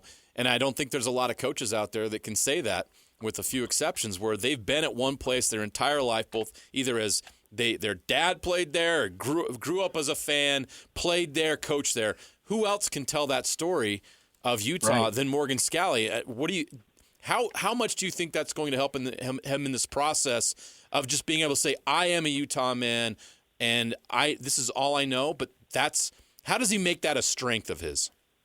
I mean, it's easy, right? I mean, I told you I was listening to him, and I was captivated listening to him. I mean, you can imagine how that message is going to resonate with kids as he starts to hit the recruiting trail, especially here in Utah, where over the last decade, Utah football has had a lot of success, and it's become a very competitive power conference program. And to now have somebody at the helm that has been through that, has worked his way from the high school ranks and up through the football program as a player, who's had success, great success as a football player, and now as a coach, and now at the helm, where first and foremost to him is his relationship with the players and his belief in players. I think that's significant and what's going to become a strength for Morgan Scalley. I think it's not that he needs to lean into it. He is leaning into it. I think that is what is going to be kind of the calling card of a Morgan Scalley program, is this genuine authenticity and emotion while still being, committed to the foundation of what Utah has built this football program on, right? The things that we've heard for the last 20, 30 years, toughness, physicality, being good, fundamentally sound football players. But I think what was really unique today in listening to Scalley, he harped on all of that, but he made a point that this is bigger than just football. This is about developing men into great people, great fathers. And I think having that sort of perspective at the helm and embracing it and being, forward-facing with it all, I think is a really big deal for Scalley as he begins, his tenure at the helm of Utah football. Steve, all the additions, of course, to this program, Morgan Scalley being the biggest one of them, obviously. The subtractions people tend to focus on a lot. We tend to focus a lot on the subtractions, and how are you going to add to what they have and what they're building? What's the biggest challenge for Morgan Scalley? Because he has, I think, all of his staff put together. If we're maybe lacking a defense, no, we've got the defensive line coaches situation. Well, are they missing anybody on this new Morgan Scalley staff at all still that they need to add? The only thing that's up in the air is just sort of they hired the tight ends coach. Kevin McGivern is going to coach quarterbacks. It's just sort of the auxiliary staff, right? So your strength and conditioning coach, making that official. It's your analysts, your support staff beyond that, I think is the next step for Coach Scalley. And, with having Scalley at the helm the last couple of weeks, and, his focus was all about finishing the season with his players the right way. And I think, there was a great concern that Utah was going to be gutted from a player standpoint, that with the portal opening up, that there was going to be, a pretty significant exodus, more so on the offensive side of the ball. But I think with the way that Scalley has led this team and the way that he's developed and built relationships with players, that it's helped them to this point. Now, obviously, there are still, 9 days, whatever it is, of the portal being open. And now that the staff is in place, I do think you're going to see more conversation. We're not going to see that, but there are going to be more conversations with players now and we'll see potential movement moving forward. And I think that can be significant. We've already seen Utah get into the portal and add a few commitments today. So, this staff is juggling a lot, but I think Morgan has done it all with, organization being at the forefront of him being able to handle this. That was something that Coach Whittingham, highlighted as the biggest reason why he'll be successful as a head coach is just how organized he is as a coach. And I think that's allowed him to sort of navigate everything that's going on with obviously finishing the season, preparing for the coaching changes, and trying to figure out who his staff members are going to be, getting into the portal, retaining his own players. And I think he's been able to do that because of who he is and just the qualities that he has as a coach. During the press conference, he also was asked a question about I can't remember the context exactly the question, but essentially what he wants his program's identity to be. And he talked about physicality. Of course, that's always been Utah football, but he also mentioned innovation.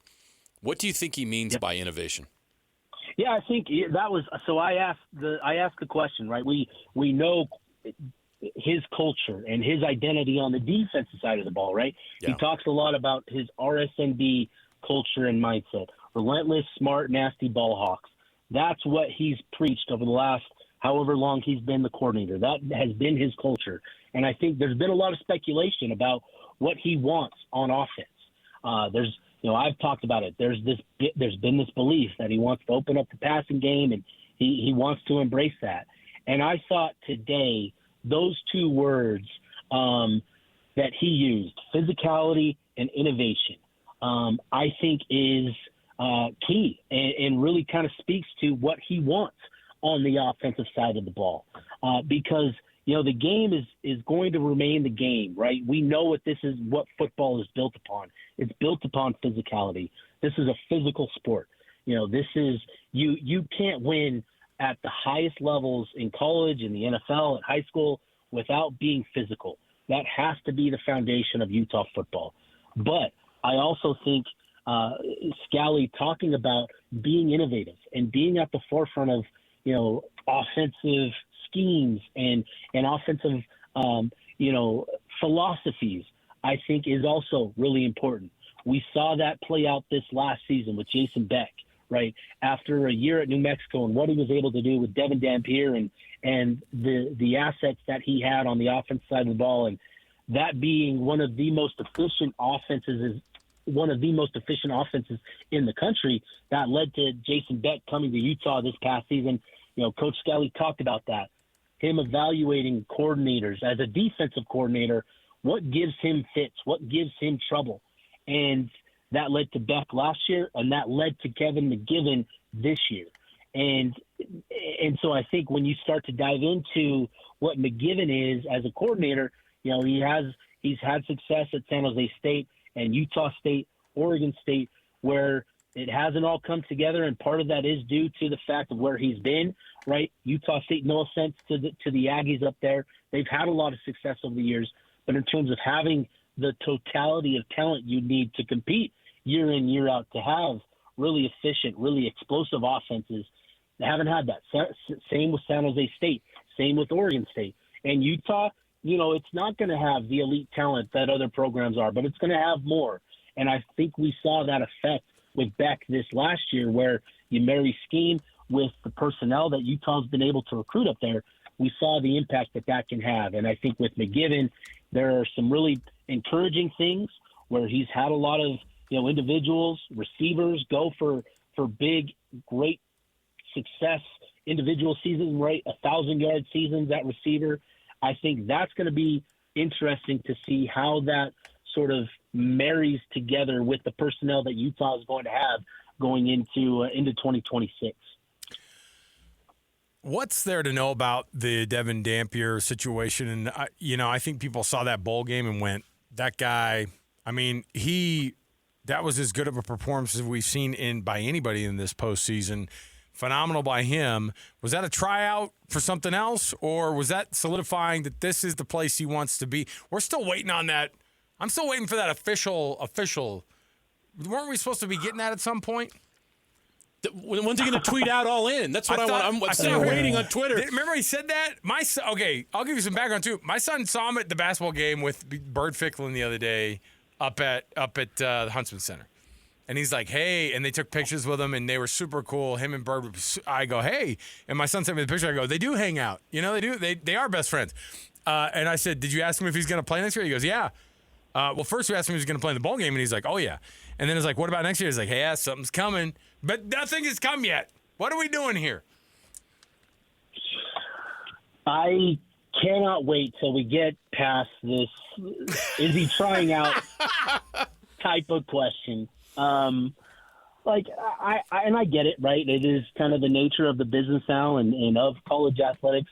I think we're going to see some news on Devin Dampier soon. I know that he was scheduled to have surgery, this week on some things, and that's sort of been part of the process for him. But, for Dampier, obviously we know for him that Jason Beck was a really big deal, part of his success as a quarterback.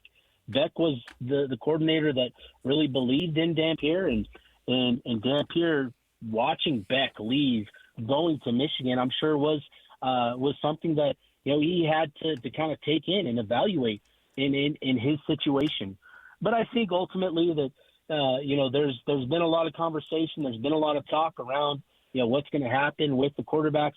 I've heard a lot of different things, from good sources, and everything is on the table.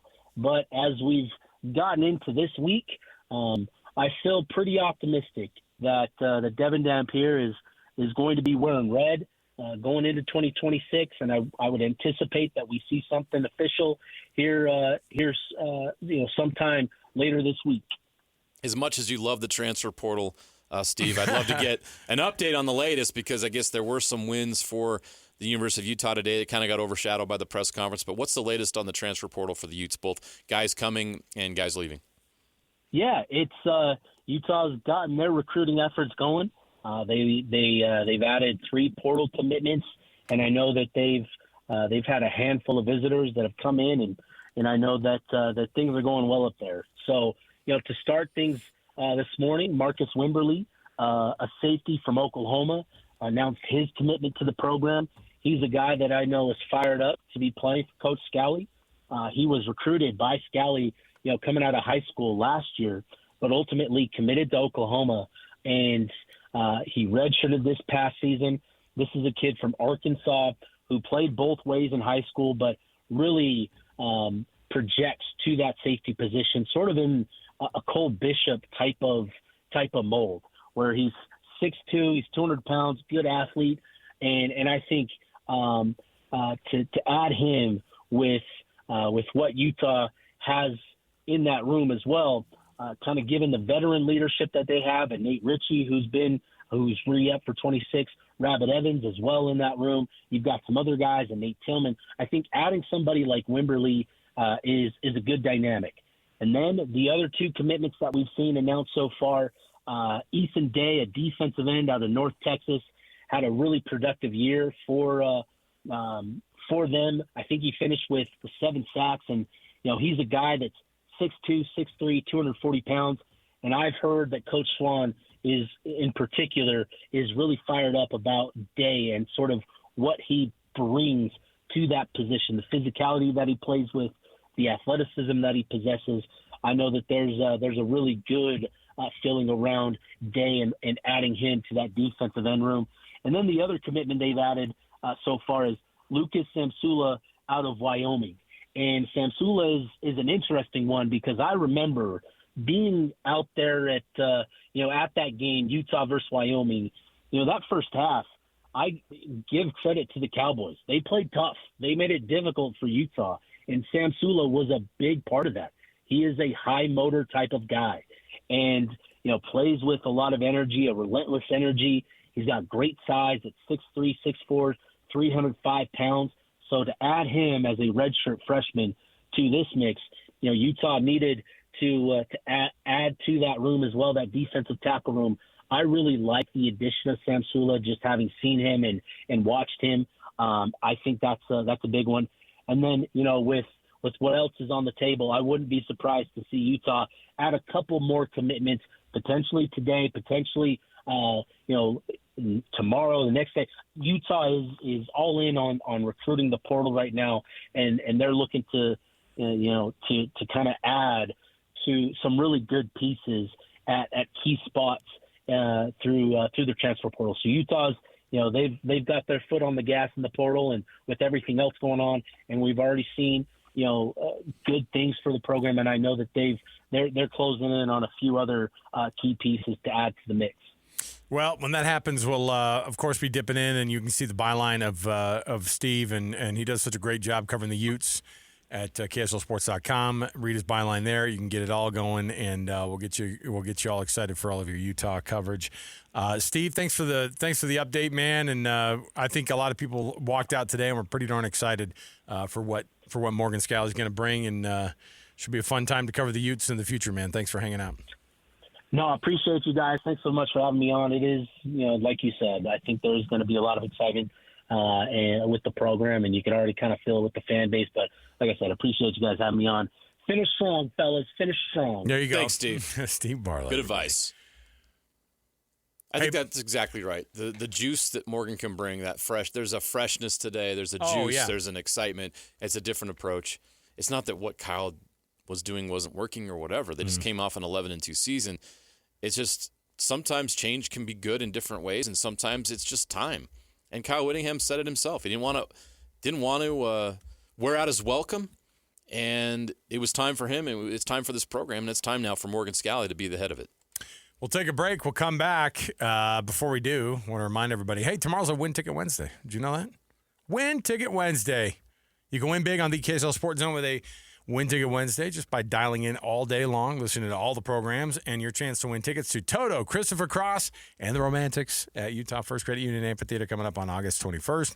Tickets are on sale at livenation.com right now, or you can win them all day it's a on yacht Wednesday. rock dream, baby. It is. All right, we'll take the break. We'll come back. More to go around the corner. Stay here, 97.5, the KSL Sports Zone. You know what's coming. Your daily deep dive into everything Utah Jazz. It's time. All season long and even in the off season. It's Jazz Daily with JJ and Alex on your exclusive home of Utah Jazz basketball. 97.5, the KSL Sports Zone. Welcome back, everybody. JJ and Alex, 97.5, the KSL Sports Zone. Audio courtesy to John Tesh and the Tesh Audio Group. John Tesh discovered the guitar late in his career. He's out there, you got to do something different. He's like, so the synthesizer's not it anymore, huh? No keyboards? Fine. I'll jam out. John Tesh on his 70th birthday walked out of his music lair, and he says, you know what I'm going to do? Yeah. I'm going to raise up a cognitive rock. Still with the tuxedo vest on, though. Yeah, that's never going to go away. We're still reacting to the news that John Harbaugh got fired today. Yeah, crazy. Awkward time to be in Baltimore. Now what do you do, Ravens? This is what would have happened, though. Like, what's interesting is that Mike Tomlin was possibly facing the same fate 4 weeks ago. Yeah. If they would have lost to the Ravens, could it have been Mike Tomlin's name Yes. that's being said today? That's how much was at stake in that game. That's crazy. It Two is. guys who are they must be the most tenured coaches. They're the two longest tenured Both. coaches. In the same division. I think they're even longer tenured than Andy Reid. I think Reid's been at the Chiefs for 11 years, but Tomlin's been 21. 21, and then Harbaugh's 18. 18. 18 seasons. And by the way, 180 wins over that time. Not a bad clip in the NFL, 10 wins a season. Crazy. When they are expected to be in the playoffs every year, and they basically were there every year, it's a wild thing to think. One of the guys who's one of the more brilliant minds. When you see a coach like John Harbaugh on the sidelines, you're like, oh, dude. Like, the Ravens are gonna be okay. That's like a little warm blanket there. Same thing with Tomlin. He won a Super Bowl there. So when those guys are not there anymore, wild.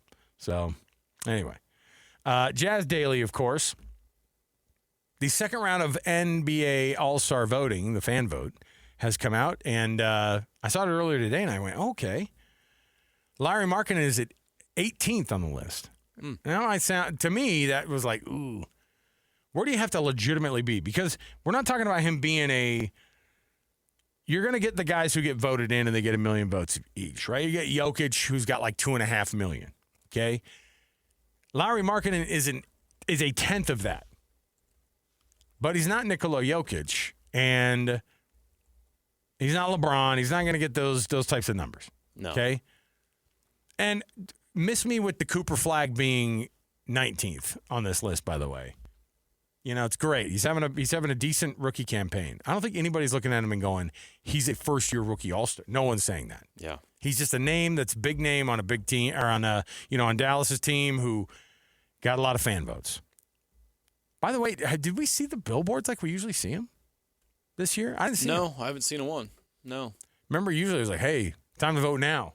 And I always thought that was cool. Like the team's going out there and going, hey. Maybe they have a billboard in China where all the voters are. Hey, JJ cracks the code. Exposing China for their all-star voting bots. JJ has more at 10. I'm a sports investigative journalist. We went to Beijing to find out more. But the reality is what? How close is Lauri Markkanen to being named as one of those dudes? I think he's in a great spot. So remember, it's the starters. This is just the starters are named by 50% of fan vote, 25% comes from players, and 25% from the media, and then the coaches select the reserves. Yeah, the reserves is where isn't like in the past when the the All-Star starters were strictly named by All-Star fan voting. So it helps increase his chances of being named a starter. And then after that, it's all the coaches who obviously game plan for these guys night and night. And I love that because nobody's going to make a better choice than the coaches that go, well, maybe I think they pay attention, but you know what I mean.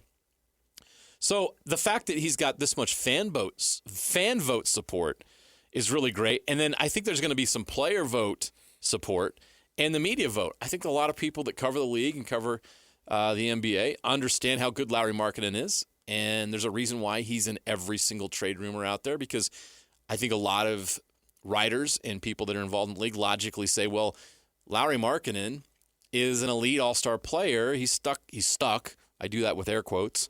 In Utah, where they're not going to win and they don't have a chance to win, of course it makes sense that he would be on the trade block and that some teams would be able to go after him. So there's a lot of respect for Lauri around the league. That's why I bring that up, and that's my point. So it's not as hard as it would have been in the past if it was just strictly fan vote. But the fact that he's that high on the fan vote is a great step for him because he can also get a lot of traction in the player vote and media vote. Now, do I think he's going to be named a starter? I don't. There's just too many great players in those spots. But you have to be a top 10 player in the league to get one of those spots. Yep. And is he that? Probably not. But is he top 20? He's a top 10 scorer in the league. I think he's a top 20 player for sure. And I think Keontae's knocking on the door of that. That's what I was wondering next is, like, if Keontae George was playing in New York and is having the year that he's had so far. On a winning team? Or just New York? On a 500 New York next team. No. I don't think it would matter a market. I think what Keontae needs to do, and you saw this, it's a little bit apples and oranges, but Darren Williams, when he first came in the league, he was on a bad team his first year and he didn't start, and so there's perception that he wasn't Chris Paul, and he had to fight that perception.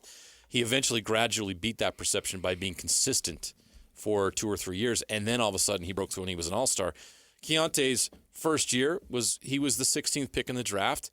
It was a rookie year. He showed a lot of good things. Last year, it felt like, what is Keontae's role in this league? How good is he going to be? There was maturity issues. There was performance issues, a lack of consistency. He was coming off the bench. So all of a sudden people build these ideas about who you are as an NBA player. Well, he's blown all of that up this year. He's mature. He's talented. He's top 20 in the league in scoring. He's fantastic. But it takes everybody time to come around on that. Plus, you're competing with the other 19 best players in the world. If you're wanting to be considered one of the 24 best in the world, you're competing with 23 more to earn one of those spots. That's not easy to do. And so I think Keontae is going to come short of that. But I think next year, if he plays at this level again and the Jazz win more games next year, which I expect them to, you could see Keontae George become an all-star in this league, which is phenomenal when you consider where he started and where he was selected in the draft.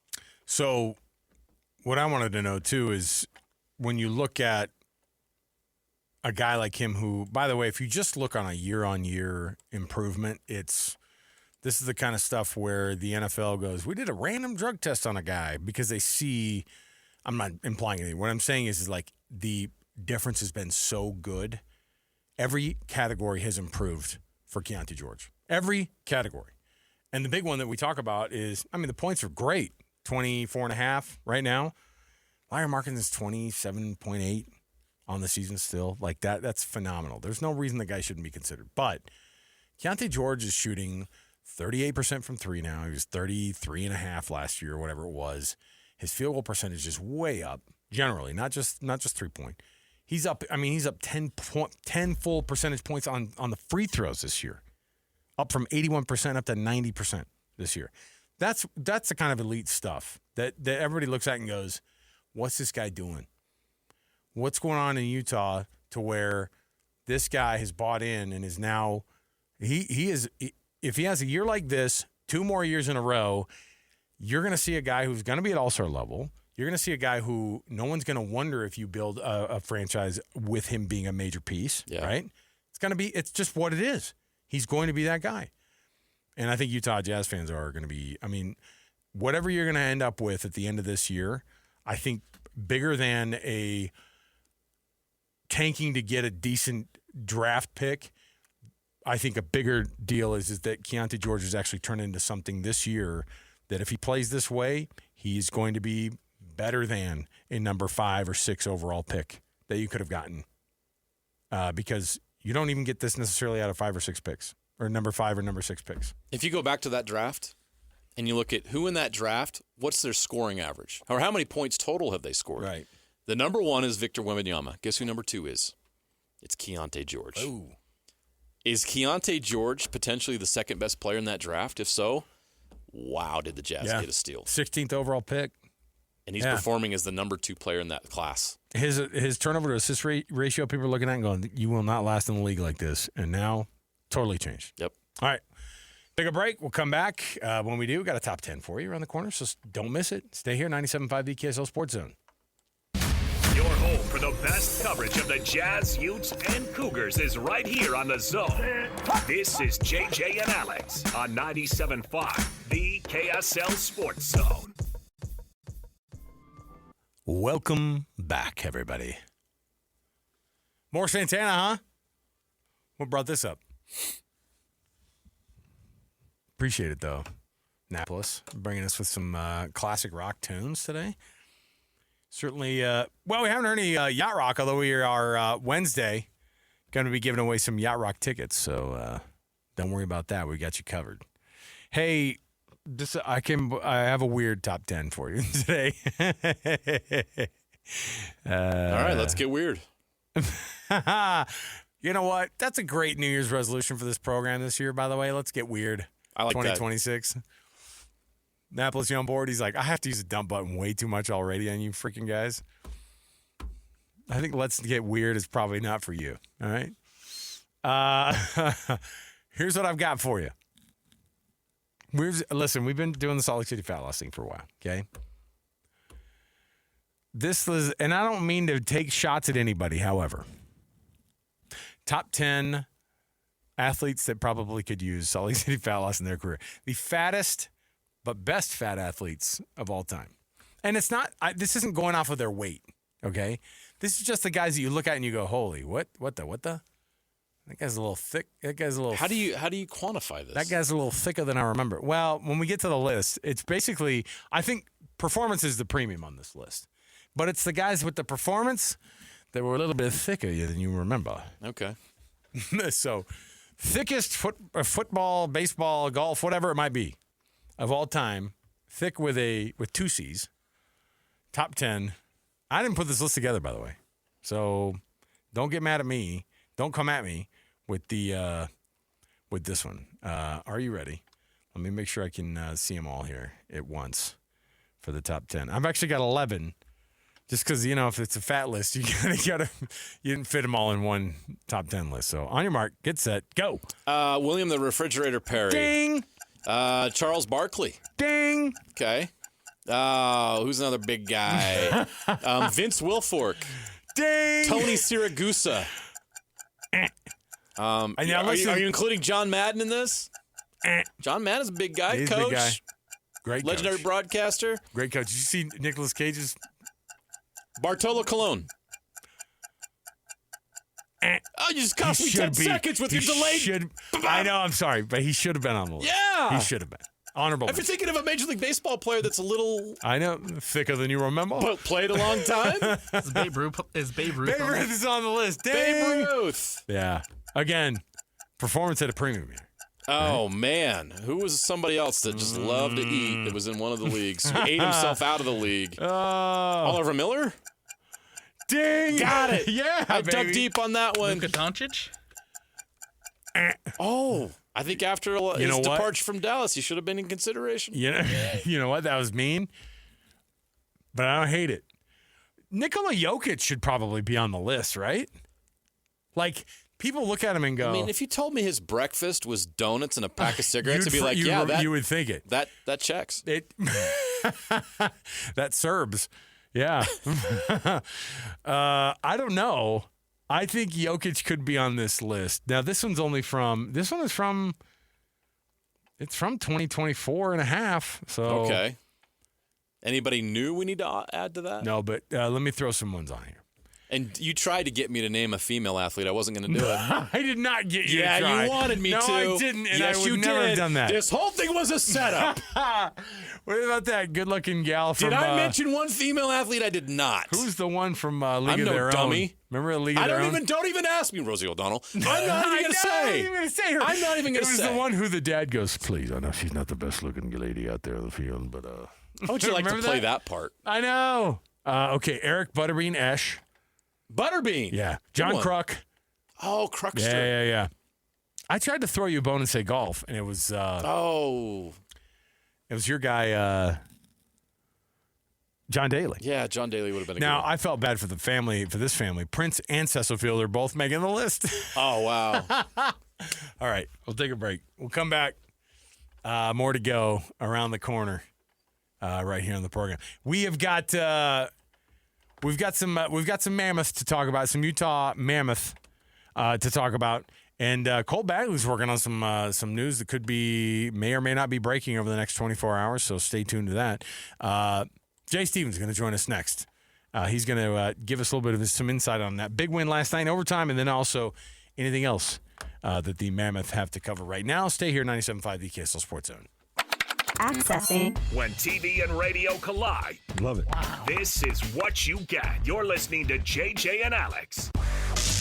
Don't touch that dial. On 97.5, the KSL Sports Zone. Welcome back, everybody. JJ and Alex, 97.5 the KSL Sports Zone. Alex Kirry, Jeremiah Jensen. We were just sharing stories of raising kids and how easy that is in 2026. Yeah, and when comparing the stories of when they'll say my kids do this thing, they team up. They know, hey, I can get mom and dad to do this. If we can all team up on this front, we'll get them. And I didn't fall for it today. All right? Good for you. Not going to do it. Holding your ground. You're going to school. Stand your ground. The very basic baseline of being a child. I got my kids to go to school today. Give me a medal. And all of you parents out there know just how much of an accomplishment that is for us parents. It is. Especially after a Welcome back to holiday school. break. Welcome back to school, everybody. So we hope you're going back to work and back to school and you get back to a routine. Let's go. Let's kick things off here. We got lots going on the show. We got Utah Mammoth to talk about. I was pleasantly surprised to see this comeback win for the Mammoth last night. Nice to do it in New York. Nice to do it at Madison Square Garden. Nice to do it against a Rangers team who has 45, 46 points, I think, in the Eastern Conference. And it's interesting to see what this team does sometimes to be able to eke out wins. We're equally shocked on how they can eke out losses sometimes too. But last night was one of the good ones. And coming off of a bad 4-1 loss to the New Jersey Devils, it was a good sign last night. Let's jump into the cut right here, top of the hour. It's the very top of the program. Let's hit the cut right now on the show and get to Jay Stevens. Let's do it. It's time for the biggest story of the day. This is what made the cut with JJ and Alex on 97.5, the KSL Sports Zone. Trajan Wealth brings you this portion of the program at TRAJANwealth.com. For all your trusted local needs in retirement, it is TrajanWealth.com. Jay Stevens joins us on the program, host of the Utah Puck Podcast, and he, of course, gets you all the news, the Puck Report, not just that. Also, he joins the program to give us the updates on everything that has to do with the Utah Mammoth and so many things across all of the NHL. Jay, big one last night, overtime win. We've seen this team kind of get some things figured out in overtime when they were losing all their overtime matchups before. What did you see last night at Madison Square Garden that you liked? The main thing I saw was a team that was crashing the net and looking for rebounds, not just on every play. And I'm not talking about taking out Shesterkin crashing the net. I'm just saying they're going to the net. They're looking for those rebounds. And on the power play, where we've suffered so badly this year, you're seeing the Mammoth actually, looking for those rebounds, regaining the puck, and getting a little bit more movement. And that's what we've needed. We needed to see out of the Mammoth is more movement, especially on the power play. What did you guys see? It was a fun game, right? It was great. I love the fight. You know what I love, Jay, is seeing a guy like Michael Carcone just busting his tail each and every game. And that has to rub off on the other guys. And if you're looking for an unexpected guy that gave you a boost, a guy that didn't think he was going to be here this year, I'm looking at Michael Carcone. I'm thinking that guy's got some heart. That guy brings a spirit to this team that you absolutely have to have. You got stars. You got all these guys making money. But you need a guy like Michael Carcone that can come in here and bring that kind of effort night in and night out. That's what stood out to me last night. He stood out for me, Jay, all season long. 100%. You absolutely are nailing it. It's one of the things. It's funny. I just wrapped up a podcast, and the one thing I was talking about is how the couple players that last year weren't really clicking for the Mammoth are the most important players this year. And it starts with Carcone, Krause, who took a ton of heat last year for not being what he was the year before. I think is having his best season ever. And they're just leading, and they're throwing their body, and you're just seeing Carcone is leading the way. And I picked him. They're like, who's going to make the most impact this game? And I said, it's Carcone. And he's doing it with will. And I love seeing it with him. And when he gets in the lineup, you're seeing the same out of Yamamoto. And it's just one of those things you want to teach your kids. You're like, hey, 1 year you're in, 1 year you're out. You got to figure out why you're out and then give it everything you got. It goes back to that Michael Jordan not making the team that 1 year and then just being the best. But you're dead on. Carcone's been my favorite player of the year. And I was talking about how last year I went in and I'm like, if I'm going to buy a jersey to go out and represent the team when I'm doing these watch parties or whatever, last year I bought Ian Cole and I bought Dursey. And this year I'm looking at Carcone, I'm looking at Krause, and probably McBain. I think those are the guys that are leading the charge with energy and sometimes Barrett Hayton too. He's not getting the points, but he's definitely coming out with the energy, and he's willing to throw his body and just do whatever it takes to make the team win, even if that doesn't show up on the score sheet. What's interesting too is I watched the first period at an airport, and I was like, all right, 0-0, but what was, it's nice to get the saves from Vejmelka. Veggie's just having a phenomenal year, and I saw he got named, of course, to his national team's Olympic team, and it's absolutely deserved. But the Mammoth had 3 shots on goal in the first period, and I went, that's not what Bear is going to want. 3 shots is not going to get it done. By the end of the night, they only took 17 total, but they scored the 3 goals. I think that bookending everything, a clean sheet in the first period, a clean sheet in the third, and then, of course, in overtime to get the win. Veggie has just been so solid. It seems like he's kind of hitting a stride right now. It's not that he's been bad this year. I think that he's sort of been finding himself a little bit more and finding the best version of himself, which I think he's coming into right now. One of the things that I've really noticed about Veggie, and it really kind of stood out to me in that Islanders game, is that you could tell you remember he was just reactivated off of IR after taking an upper body injury, which caught us all off guard. But he gets activated off IR after having 10 days off. Not 10 games, but 10 days off. Comes back and plays probably his best game of the year. And then, they have their struggles with New Jersey. And then with the Rangers, you see he made 3 huge game-changing saves. And, you talk about it's game-changing. All right, that should only happen once. But there were 3 times that he made a pad save on a breakaway, and he made a glove save during a penalty kill with a pass out from in front. I think you guys know what I'm talking about. He makes that glove save even though he wears his glove on the wrong hand. But he made that huge glove save that really stabilized the team and let everybody know, like, hey, Veggie's here. Everything's going to be all right. Everything's okay on the back end. Let's go take care of things on the front end. If you look at the schedule, Jay, last night's game was pretty important. And I know you don't want to stress 1 out of 82. But coming home from New York 2-1 on that trip before a 7-game homestand felt pretty important to me. Am I overplaying that, or was that a pretty big win last night? It was a huge win. It's a huge, it's a boost for the team, and it's exactly what they needed to come home and say, yeah, we beat the Rangers, and it was a feisty game, and there was a lot of crazy things going on. The team stayed together. The goaltending was great. The overtime play was great. Like, everything's starting to click. And you got to keep in mind, we're coming into this 27 road games and 17 home games.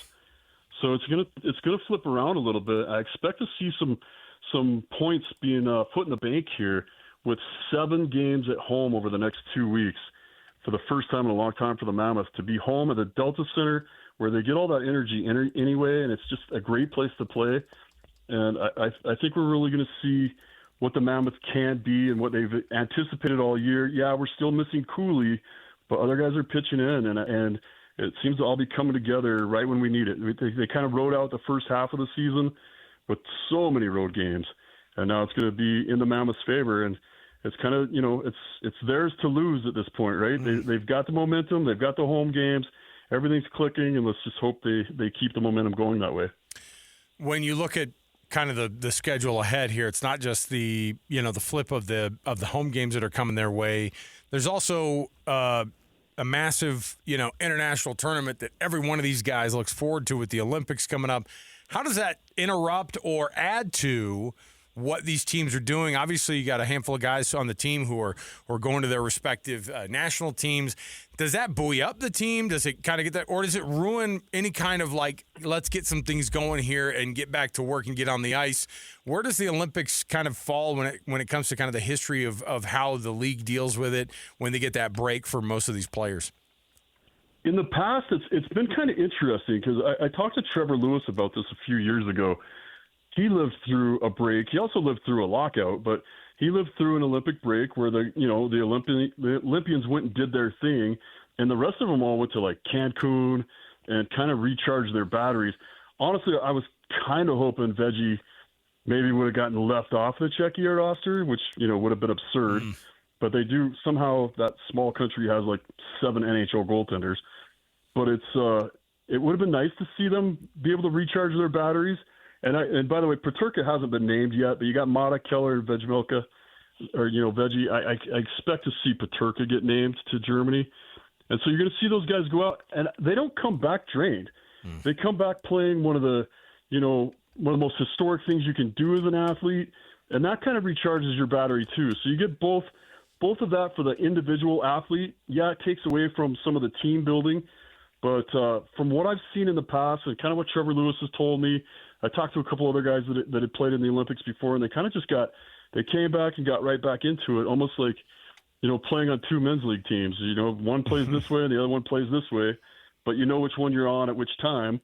And, I wanted to see more time off for Veggie, but I think he's going to go out. I think he's going to play unreal, and I think he's going to come back with that energy, knowing that he represented his country, and that's a huge achievement personally for him. And I think that kind of will, maybe he didn't rest, but I still think that could recharge his battery. Sean Durzi, the hero last night, scoring that goal in overtime against the Rangers. I loved how Sean Durzi came out after that bad loss to the Devils. The team wasn't good in that game, and this problem all year long with this team has been inconsistency. They have a great game, like 7-2 over the Islanders, and then they go lose 4-1 against the Devils. It's frustrating, and it was good for me to hear Sean Durzi vocalize that and kind of challenge the rest of the locker room, the teammates. What did you think about Sean Durzi stepping up and being a leader the other day, calling that out, and then stepping up and actually backing it up on the ice? Durzi's absolutely one of the best people to ever interview. Before a game, after a game, morning skate, whatever. He's not one of the guys that gives you those, canned answers about getting pucks deep and sticking to the systems and stuff. He gives you heartfelt, honest answers. And when he speaks, everybody else in that room listens. And I was saying that last year when he was hurt. It's more than just losing a defenseman. And I know he doesn't have a C on his jersey, but Durzi and Ian Cole are just glue back there for the guys, and they're glue in the locker room. They always say the right things. And the thing that really stood out to me about that, speaking about Durzi being a leader, is you could see how frustrated he was with that penalty that he got late in the third period, and thinking that could cost them the game. And it was the Ranger grabbed his stick and he made it look, like a penalty, and the refs fell for it. And Durzi came out and was mad. And he, instead of ruining it or having a bad attitude about it, you saw him take it to 11 and just push the energy. And he took over that game. He started it in the very end of the third period. He almost ended it. And then overtime, for him to get it, not only was he in the right place, but that's not some place a defenseman normally is, on the back door wide open when there was almost a turnover. He wanted that win, and he kind of willed it into existence. And I think out of all the stuff you're going to take into these next games, it's going to be Durzi willing that win into existence and believing in the team and believing in himself. And I think the rest of the team are believers now. I think they all believe in everything that's going on, thanks to that leadership right there. Jay Stevens joining us. Utah Puck Report, of course. You can hear that podcast, download it wherever you find podcasts. Jay, the other thing that comes up is that the schedule, like you said, kind of turns around, and they have 7 straight here at home.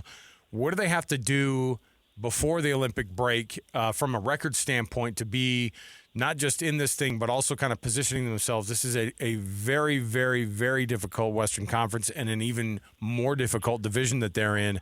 What do they have to do to kind of put themselves in the best position? Obviously, trying to go undefeated in 7 games at home is a tough ask. What do you think the reality is of what the baseline needs to be for them to go into that break? It can be real. The teams that are coming in are primed, for Utah to beat. I think they've got a favorable schedule coming up. I think one of the things you also have to look at is the Avalanche just had 2 major injuries that could really affect how the Avalanche are going for the rest of the season. I was fine with Colorado just running away with our conference and making it, so that everybody else was just fighting for scraps. But you look, you've got the Blues, we're taking on Ottawa tomorrow, and then we got the Blues, and then the Blue Jackets, and the Maple Leafs. The Maple Leafs are always just such an odd team to play against, because they can be the hottest team in the world, or they can be the worst team in the world, but the media is all over them, and I'd like to see how Utah handles that media. But yeah, I think outside of that Stars game, it looks great. The Kraken, that should be a win. So they can really write their own ticket here and really prove themselves. And you're going to get a lot of attention on that Maple Leafs game. And that's really, I think the guys know that too. I think the Mammoth know that when a team like the Maple Leafs come into town, there's a lot more media involved, and they want to prove themselves. They want to be on SportsCenter every night. Yeah. And this is how you do it. Win these games, make the playoffs. How big of a deal is it for Clayton Keller to be named to the U.S. Olympic team? It's huge. You could see how frustrated he was to be, left off some of the rosters before. He's a St. Louis boy, and he grew up with the Tkachuks. That's going to be what the fun part is because you've got both Tkachuk brothers who just play such a violent and in-your-face, right to the line game, and they'll go in all the dirty areas, and they'll be right in front of the net. And Keller's going to be there with his amazing vision and his passing. He's kind of like he's the salt to their pepper. He's the yin to their yang, and it's just going to work out perfect for him. And it's got to be that finally, after being in Arizona and being overlooked and being treated like you weren't really in the NHL when you were in Arizona. I'm sorry if that upsets some people, but that's kind of how those guys had been treated. I hope that it upsets some people. Come on, Jay, let's go.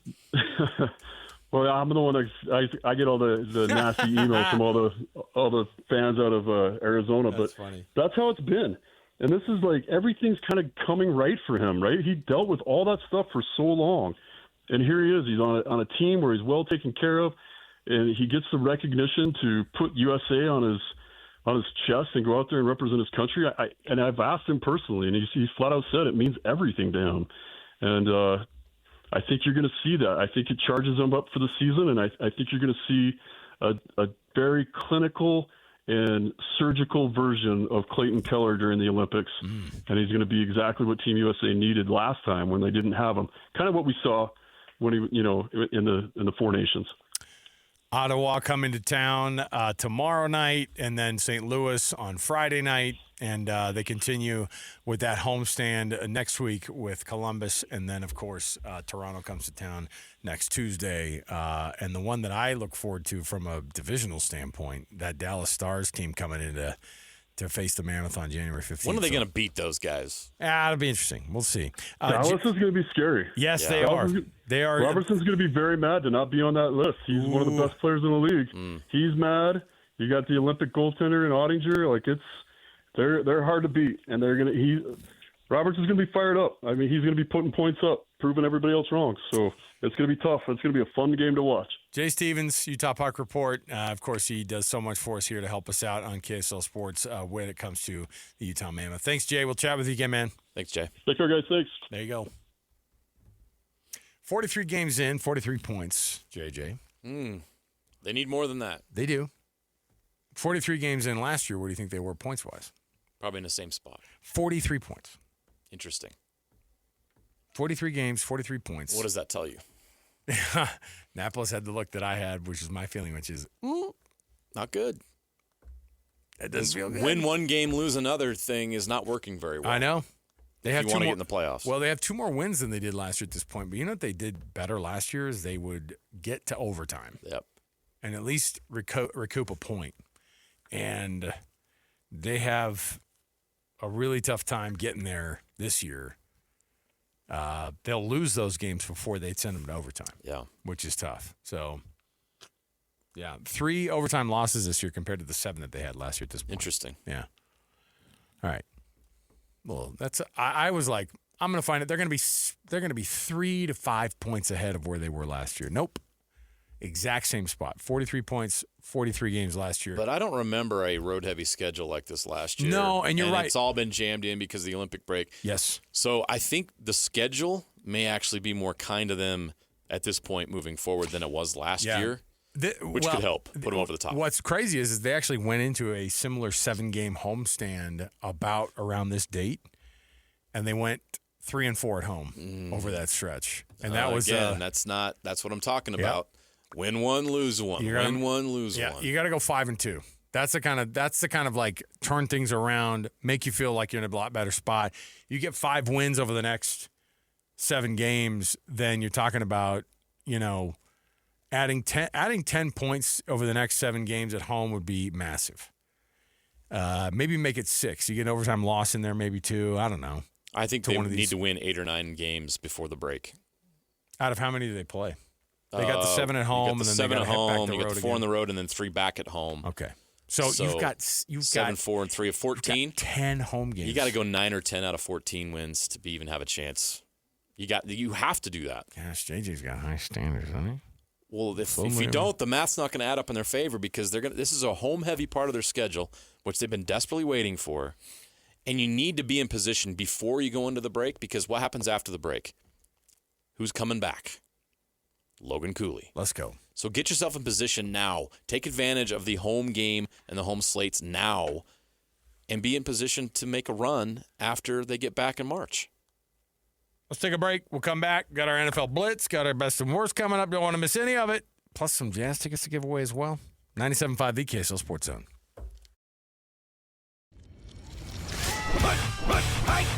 All the latest news and notes from the league and the locals in the NFL. JJ and Alex bring you the NFL Blitz on 97.5, the KSL Sports Zone.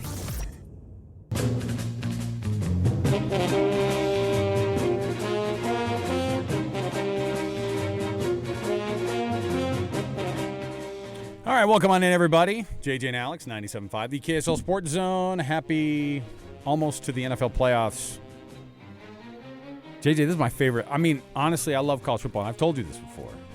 I'm a college football guy. And I'm an NFL guy. And Wild Card Weekend is the freaking best, man. It is. And Divisional Weekend is the freaking second best, you know? Yeah. And I love it. And these are games I look forward to. The way we got here was exciting, you know what I mean? And, hey, did your Broncos wrap up that number 1 seed? It's a done deal. Broncos are number 1 in the AFC, and, man, do they need that home field advantage. Look at us. I know. How about that? NFC, Seahawks and Broncos. Come on. Back on top. See you in the Super Bowl. Probably Ooh, not. I hope not, because the last time it didn't go very well. Well, I don't think the Seahawks are there's part of me that think that the Seahawks are going to do what Kirk Cousins did last year, go 14-3 at some rando team. Or they're this year's Minnesota Vikings. That's what I'm saying. I get that concern. Well, as a Broncos fan, I'm going to be honest with you here. Like, the Broncos won a lot of close games this year. I mean, kind of like what the Chiefs did last year, right? Because they found a way to win some close games. They had some miraculous comebacks. They're not blowing anybody away. The offense has been meh most of the season. Yes. I'm worried that when it gets in the playoffs, let's say, for instance, the Houston Texans come to Mile High next week, which is what I expect to have happen. I'm really scared of that Texans team that's won 9 straight, and if they win to this weekend, they'll have 10 straight wins going to Mile High next week. I've never felt good about the bye week for any of these teams. Like, honestly, and I think the Seahawks did. I think that's the year that they did win the Super Bowl. I think they were the number 1 seed then, but they were. I mean, it was extremely good. Like, they were riding high, man. They were the best team by far in the NFL.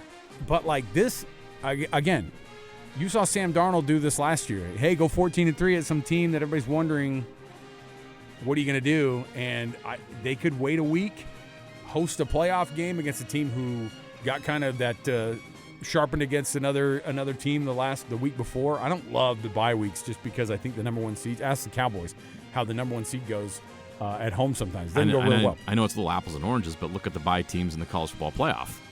One win in 2 years for all the bye teams. I don't think it's that apples and oranges. I think it's just as interesting as a point because we've looked and gone, I don't think you benefit from sitting around. And the coaches end up bringing it up too. Yeah. I mean, they'll bring up whatever excuse they can at the moment. But that was like, hey, I think sitting around for a month is hard, you know? And now all these coaches, they know it's true. Hey, by the way, before we get totally into this, there are other fan bases out there. They can't celebrate with us, you know? Yeah, I agree with that. Let's open it up.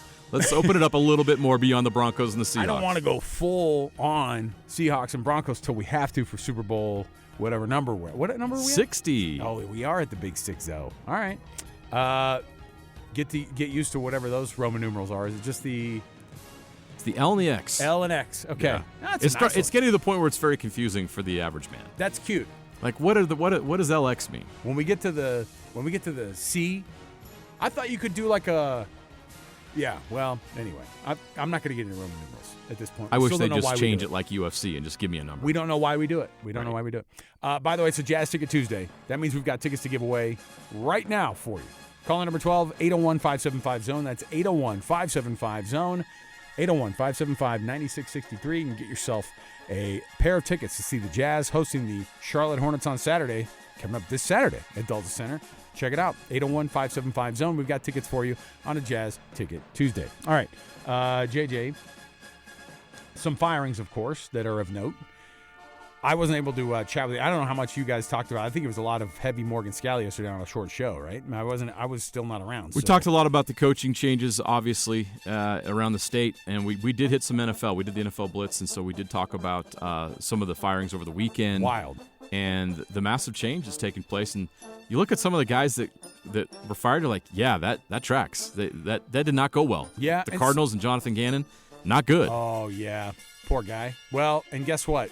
The one I was shocked by is the Commanders relieving duties of both of their coordinators. And this is a year after they had some relative – I mean, they went to the dang NFC Championship game I know a difference a year makes, but at the same time, at least on the offensive side, Cliff Kingsbury's got to be looking around going, hey, man, Jane Daniels is hurt all year. What am I supposed to do with that? But I don't know. When you usually have a switch over like that, there is more than just the play calling issues. There's more than just struggling a little bit here and there. There might be some personality conflicts, and coaches want to get their guys in at some point maybe. And if it's not working, then even a year in the NFL is in dog years. It's a lot. You can't really be not good for very long. But I thought it was interesting because that's a franchise that hasn't pulled the trigger like that in quick succession in a long time. And I think it shows that they're probably – I think they could get right back again. That NFC East is wide freaking open. I don't think the Eagles are going to be on top for much longer. The Giants still have a long, lengthy rebuild left Cowboys to go. are fake always. Agreed. So it's a good place for, I think, the Commanders to go in and go, hey, if we got a couple other good spots, let's go do it. I just don't know who's going to replace him. Could be good news for Brian Johnson, who's the assistant head coach and the passing game coordinator. He may, and quarterback coach, he essentially could become their play caller next year. I would assume that he may get elevated. I don't know who they're looking for or where they're at with that, but Brian Johnson may be an option. Was he ever full OC at Philadelphia? He was. Okay. And then he got let go after 1 year of you didn't get to the he was Super Bowl he was part of that time. year where he had to fall on the sword for everything that was going on. Sirianni almost lost his gig. Exactly. So he had to pass it off to Johnson. All right, so the Cowboys have fired their defensive coordinator, Matt Eberflus, who, by the way, was not that far removed How's that guy in the league at all? from having a head coaching job. I know. I mean, it's a bad place to be here. I just don't know if – and again, it's just as interesting to me when the firings all start to go on. I was kind of bummed for Pete Carroll, but I think that he probably went to them and went, hey, man. That was never a long-term play. I'm not into it. Do you know how much they owe him, though? A lot. $16 million. Oh. Yeah, they're getting into LSU territory when it starts to come to the multiple payouts because I think they've had to pay out Gruden $10 million, McDaniels $10 million. Mm-hmm. Everybody was $10 million, and then Pete Carroll's now $16. So jump in line of people who can get paid. I thought there would be more continuity there with Tom Brady getting involved, and it's still kind of a mess. And obviously my bias as a Broncos fan, but I think the league is better when the Raiders are good. The Raiders are one of the high-profile franchises in the league, and they draw a lot of interest when they're good. They're kind of like the Cowboys of the AFC, in my opinion. But they haven't been good for so long, it's been hard to get behind that brand. And I think that's hurt the NFL. I think the NFL's better when the Raiders are good. I'm looking at some of these jobs that are opened up, too, and it's the usual suspects. I mean, think about the Browns having Stefanski win Coach of the Year 2 years in a row. Yeah. And then getting to the spot. Now, the NFL is not for long, probably more so for coaches than it is for players almost sometimes. But Cleveland is just a place where I think that they're going to look. Who on earth would want to go get their first head coaching job at the Browns with their quarterback situation, with all the things that go along with that? I think that part of it was as soon as he decided he was going to go back and maybe look at Dylan Gabriel again, they were like, what are you doing here, man? We're trying to figure some things out with this number 12 kid, whatever his last name is, and we'll see if we can get him going. And I just don't think that they were in step with at some point the management goes, I don't think we're thinking on the same plane here. And so, although I don't know. I mean, you heard the wild story about Stefanski? What happened? So, long time ago, back in the early 90s, Tim McCarver, former broadcaster, he recently passed away, had a falling out with Deion Sanders that played out publicly. If you remember right, Deion Sanders dumped some water where McCarver at? On Tim McCarver. Yeah, where McCarver There's at? video of this. Yeah. And then they had a feud. And McCarver, remember, he was like, real mature, Deion, real mature. Do you know who Kevin Stefanski's father-in-law is? Oh, no way he's related to Tim McCarver. Tim McCarver. Yes. Huh. Can you believe that? Prime doesn't seem Shedeur like the kind of Sanders was drafted by the team who's coached by the son-in-law of Tim McCarver, and it's been very well known that Tim McCarver and Deion Sanders had a public feud. Go figure. No way that there wasn't a Thanksgiving or two that they discussed how much Grandpa hates Prime, or his, what did you say, it was his father-in-law? Yeah, I believe so. Okay. Or is his grandpa? Somebody maybe had told me it was his grandpa. That's even worse. My Papa said I should always hate Deion Sanders. McCarver was Stefanski's father-in-law. Stefanski's wife is Michelle, who is Michelle McCarver. Wow. McCarver's daughter. Wow. He's a son-in-law, too. You think McCarver. that they haven't had that conversation before? Come on. I mean, it's not like they don't know about it. Of course. So, and then it's just funny. I don't know how much that played in it. I mean, everyone is like, why is Kevin Stefanski so weird about Shedeur? All year long, right? So weird. He would never compliment him. It was just always weird and cold. Yeah, it makes sense, right? Yeah, but they do that with rookies all the time. Come on. This is totally a part of that deal. And so, yeah, Stefanski's probably better off moving on. And I think that Stefanski's going to land in a better position. I think he's going to be a head coach in the league next year. There are rumors that LaFleur could be in trouble with Green Bay. He doesn't have a new contract, and Stefanski could be a replacement for him in Green Bay. You know what I do? Because I feel like he's a guy who his ego wouldn't let him say no. He'd want to figure it out. Curt Cignetti is going to be in the league at some point. Ooh. In the NFL. Because, listen, and I know his mentor is Nick Saban, and it didn't work out for Nick, but I think Curt Cignetti's the kind of guy that goes, yeah, but for me it'll work out. Google me. I win. I don't care where I go. Yes, he does. And I know the NFL's a different beast. Very much. But he's already kind of dealing with it. I mean, I'm not going to sit here and tell him he can't, because what he's done at Indiana is a modern-day miracle. Like, why it might be the best thing that we've ever seen in the coaching world. In my whole time watching sports, the most improbable so why not? Rise I've ever seen of a college football program. Right. So if you could become the next, Bill Belichick in that sense, you'd want to do it. You'd want to win Super Bowls, man, over college football playoffs. We'll see. I don't know. We'll see how this thing works out. All right. We'll take a break here. We'll come back. We've got more around the corner. We've got our best and worst next. Stay with us right here. 97.5, the KSL Sports Zone.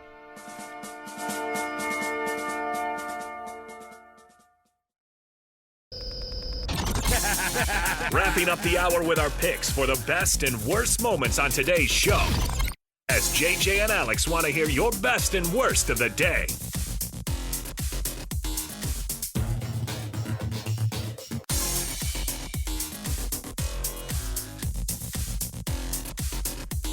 All right, everybody, welcome on in. JJ and Alex, final segment of the hour. Thanks for being with us. Best and worst on the program.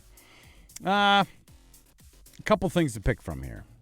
I had on my mind a couple of things that were best and worst. Now, first of all, I couldn't help but think, and we didn't get to chat about how the results of all these college football playoff round 2 situations have gone. Yeah. But I was extremely excited by Ohio State losing. I mean, I'm going to say it. And Georgia. And Georgia losing. I don't think of Ole Miss as the old guard in the SEC. What I love about that game, it's a new shiny thing. Yeah, and what I love about that game was I liked that there was high scoring. I liked that there were multiple lead changes. And in the Ohio State game versus Miami, like, are we supposed to come back and apologize again? We rescinded the apology. We apologized to Carson Beck early in the season. We rescinded the apology after the 2 bad losses. And then we didn't take it back. We just kept it because we felt like he was overrated. He's like the Undertaker. Yeah. He just keeps sitting up again. He grabs I'm like, throat. wait a minute. I thought we buried you. I thought it was over. I thought you were dead. He grabs Ryan Day's throat.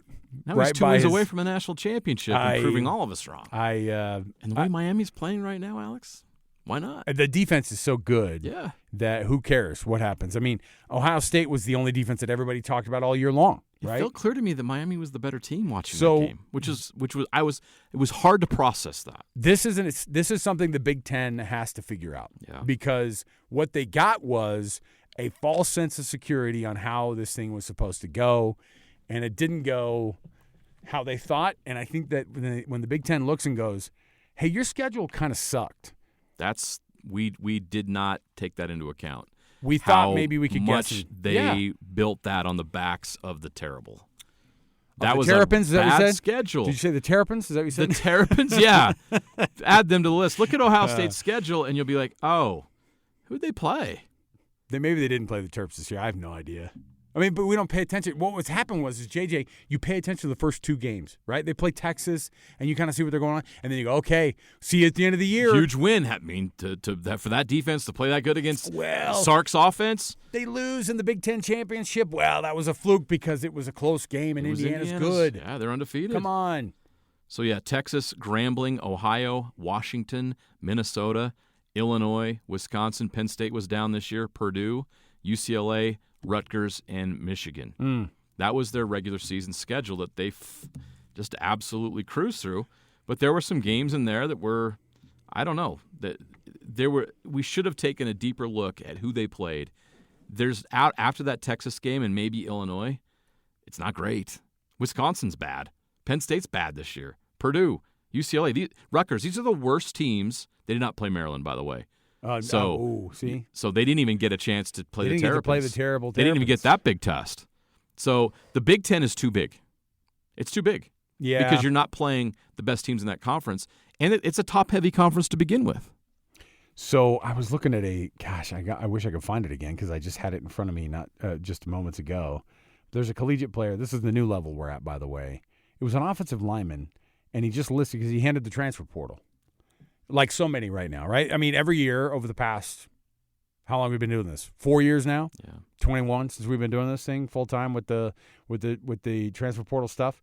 Transfer portal goes crazy, and it's gotten crazier now. And this offensive lineman listed all of his teams that he's visiting. Did you see this? And he listed the dates that he's visiting them, including an official visit to the current team that he's at. Oh, my gosh. What are we doing?